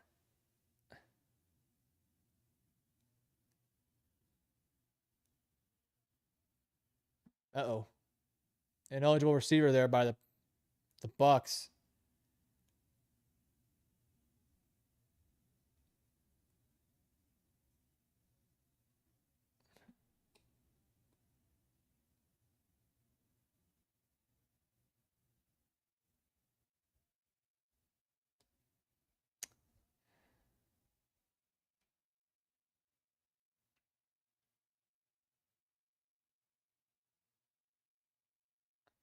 Wow. Baker throws a pick. Can't do that. Can't do that for Baker. Cannot do that. All right, Philly gets the ball, and they're going to try to just wind the clock down. Man, if you're Baker, you can't do that. You got to end that drive with points. That's just a bad mistake by Baker Mayfield. Too much of a veteran to be making mistakes like that. All right, Herbert drops back. 2nd and 10. Pressure in his face. He's throwing it deep. Oh, he had him open, sort of. It would have been a tough throw. There's a flag, though. I might get defensive roughing the passer. Let's see. Oh, holding on the defense.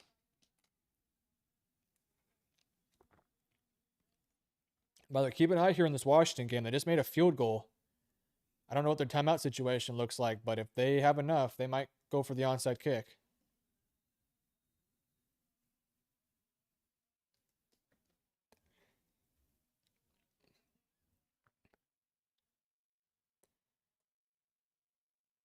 All right, 1st and 10 here. 4 minutes and 29 seconds. That's the only issue with Baker. Sometimes he makes mistakes that make you question if he's actually an 8-year vet or not. Yeah, you can't do that there. Cannot do that. Oh, boy.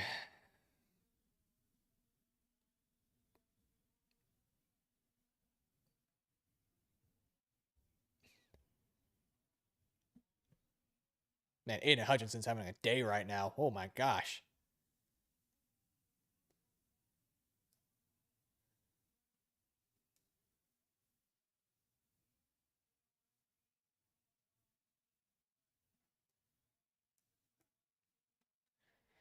But then he'll also split the tightest window you've ever seen. Yeah, Baker, he's a good quarterback. He is. He has a play here and there that makes you just sort of question things. You're like, Baker, what are you doing, dude? Like, you're too damn old to be making mistakes like this.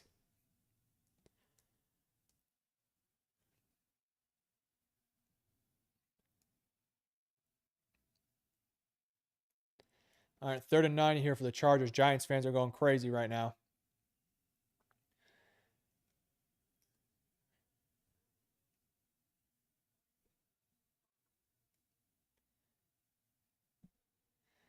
Scroll up here. Herbert drops back. Pressure from Kayvon Thibodeau. He's going to eat a sack. Oh, man. That offensive line is just Brian Burns with the big sack. You're also going to give Kayvon Thibodeau credit for that, too. Herbert, that offensive line is not doing his job right now.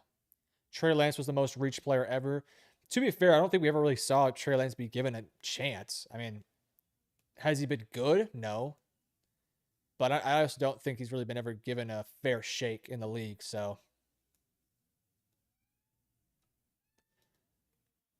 oh man, Quentin Johnston was open on that play too. That's unfortunate, man. They got 3 timeouts, so they're going to pump the ball here, and let's see if Dart can win them this game.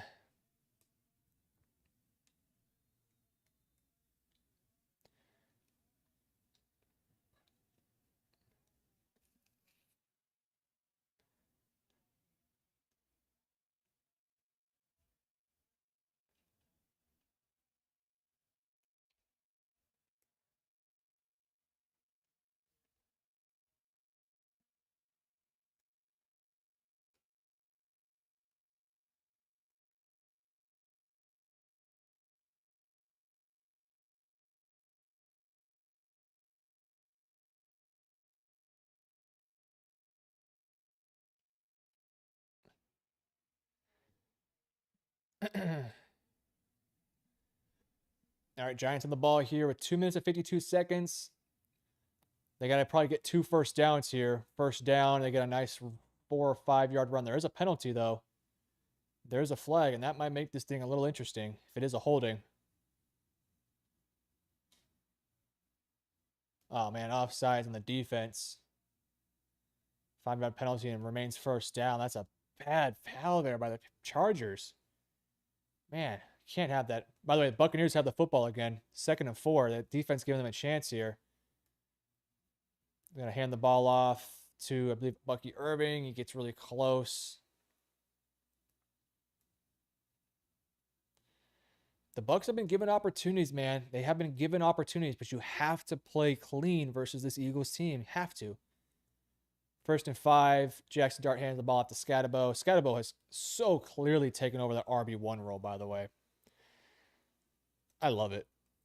I don't even know if Tyrone Tracy has taken a carry. Is Tyrone Tracy healthy? Devin Singletary has 7 carries.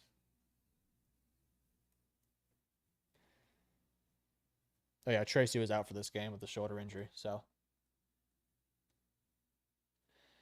all right, 4th down and 1 in the Bucs game. You gotta probably go for this one here. It's not a dire need right now. You still have your timeouts, but I don't think you want to give this ball back to Philadelphia. They tried running some sort of screen to a Mecca and it just nothing going for him. Or not a screen, it's some sort of like motion handoff. I think you just try to run this thing up the middle here. Or maybe not. Let's see. They're going to hand it off. Pressure up the middle, but he does get it. Rashad White. Man, White was running way too upright for that one. You got to get lower. They get the first down, though. Oh, I got 3rd down in the Giants game. 3rd down and 5. Uh-oh. Do you consider passing the football here with your young quarterback, or do you run? Packers take notes, watch, and learn. This guy's a Packers hater. All right, 1st and 10 for the Bucs. He's gonna hand it or sort of screen to Bucky Irving. Bucky Irving makes some guys miss. Oh, big play for Bucky. Nice play by him. Gets about 15 or 16, 17 yards or so. All right, 3rd and 5.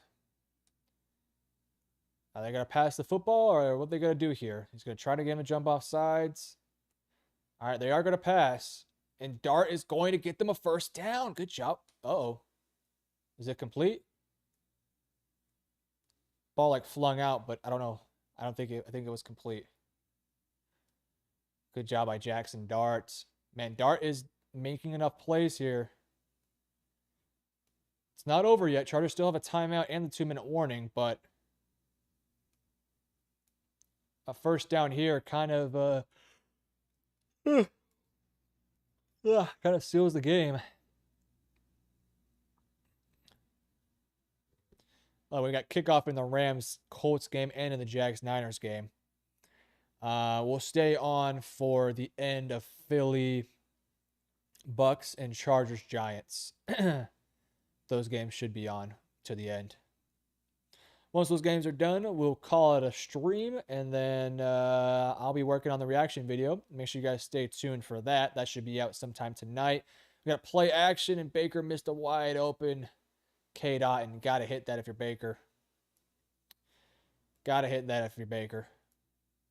All right, 1st and 10 here for the New York Giants. I think you hand the ball off 3 times and trust your defense. They hand the ball off to Scotto. Scotto's got a lane, and oh, that could have been interesting. All right, we're going to hit the 2-minute warning on that one.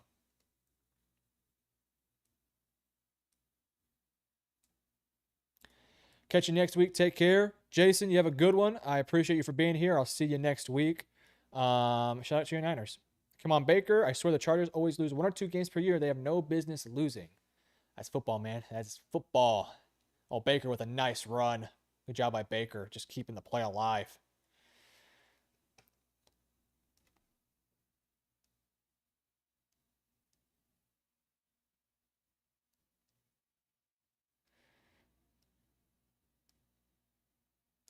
Nice. Baker the GOAT.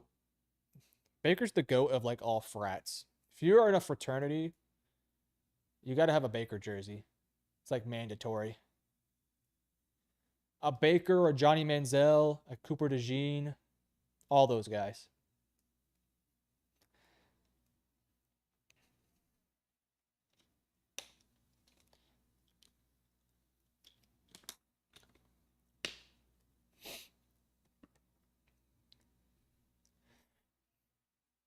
All right, 2-minute warning in the Bucks and the Eagles game. They're still down by 8.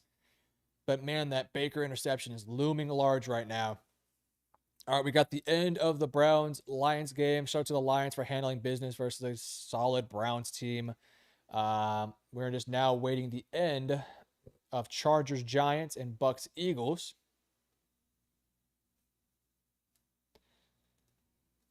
All right, Bucks have 1 second left on the clock here before the 2-minute warning, so they're gonna get one more play off.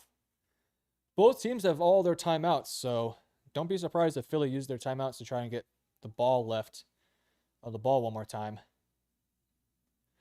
Baker hands the ball off on 1st and 15. They get about 3 or so yards. All right, we got 2-minute warning now in the Eagles game. Eagles offense has ran stale a little bit. Haven't really been able to get going. Oh, my cat's meowing. Okay, give me 2 seconds. I gotta feed my cat.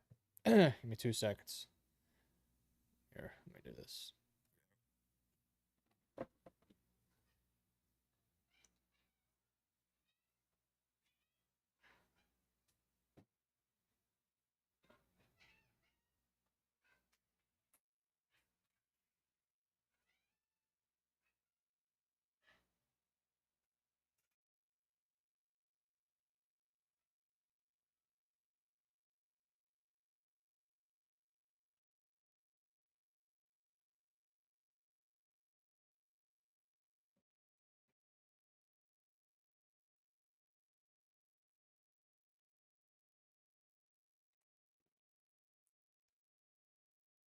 All right. Daniel Jones just threw a pick, by the way. I think that's his first of the year. All right, here we go. 2nd and 5. 2 minutes left. Jackson Dart with a really awkward handoff to Scatabo. That was really awkward. But the Chargers can't stop the clock. Assuming the Giants just run up the middle and trust their defense, Chargers will get the ball back with about 40 or so seconds left, which all they need is 3 points to go to overtime, so it's totally doable for them.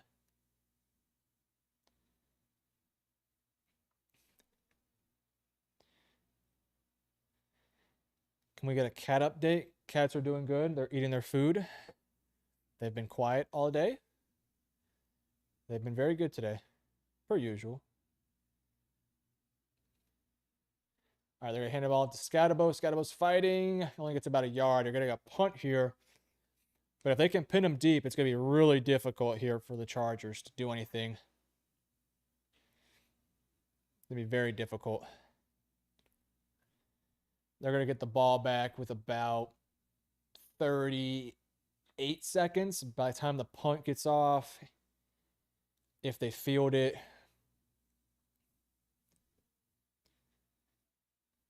It's going to be tough.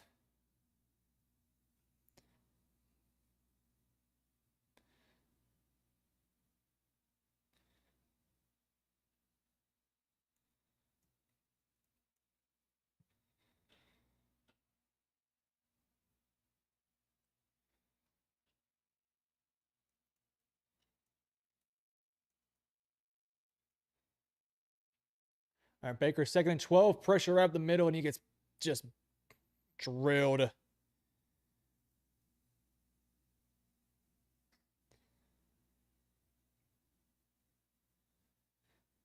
Pressure right up the middle. That's always the worst place to get pressure.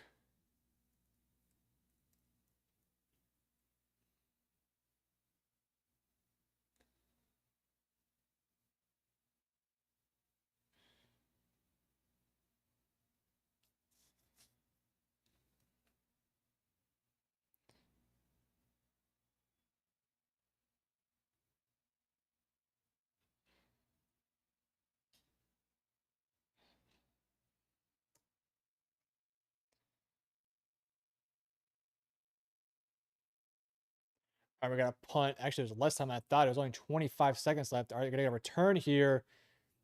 Oh, he's eating up a lot of clock, and this is so unnecessary. He doesn't do anything with it. He ate up about 10 seconds worth of clock for just nothing there. He's got about 20 seconds, less than 20 seconds to go down and get a field goal. That's 3rd and 23. I mean, this is tough for Baker here. Obviously, 4th down. He's got a clean pocket. Just hits the check down. Rachaad White, can he make some guys miss? He makes one miss. Maybe picks up about half of it. Chargers have to hit a big play. If they hit a big play down the middle, it has to be a huge play, and they have to run up as fast as possible. It's Herbert drops back. It's got space. Hits the... Okay, that was close. 13 seconds. You got to hit this. All right, Baker, 4th and 10. This is basically for the game. All right, Baker drops back. Pressure's clean. He has to roll out. Hits his tight end, and no good. All right, Bucks win the game. Or, sorry, Bucks lose the game.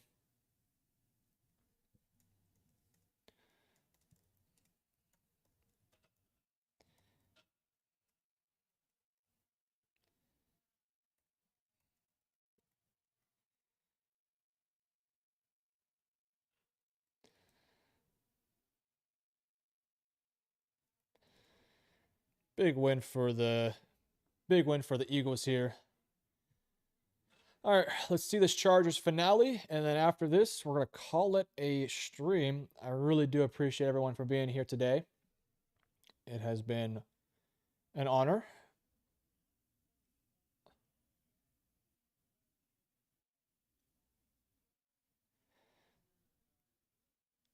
We are just waiting now for the last play in the Chargers game.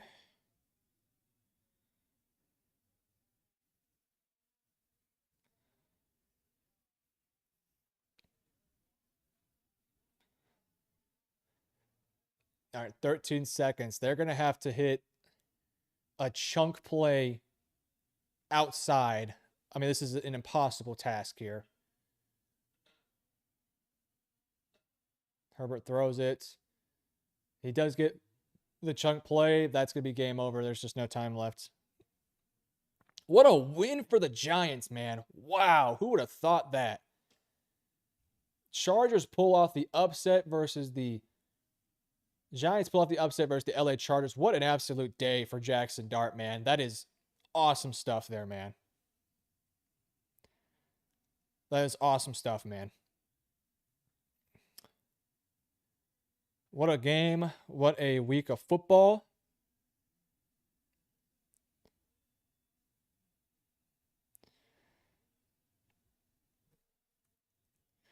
All right, guys. I appreciate you guys for being here. The Philly Buccaneers game is still on, but I think the game's basically over. Just need to nail the football. That should be game. I appreciate every single one of you guys for being here. Again, check us out. MetroSports YT, Instagram, and Twitter. I'm trying to grow it over there. Stay tuned for tonight where I'll be doing my weekly reactions to this week of games. That should be coming out here in a few hours. So appreciate all you guys. Check out 1st and 10. Check out the podcast. Love you guys. Peace out, y'all.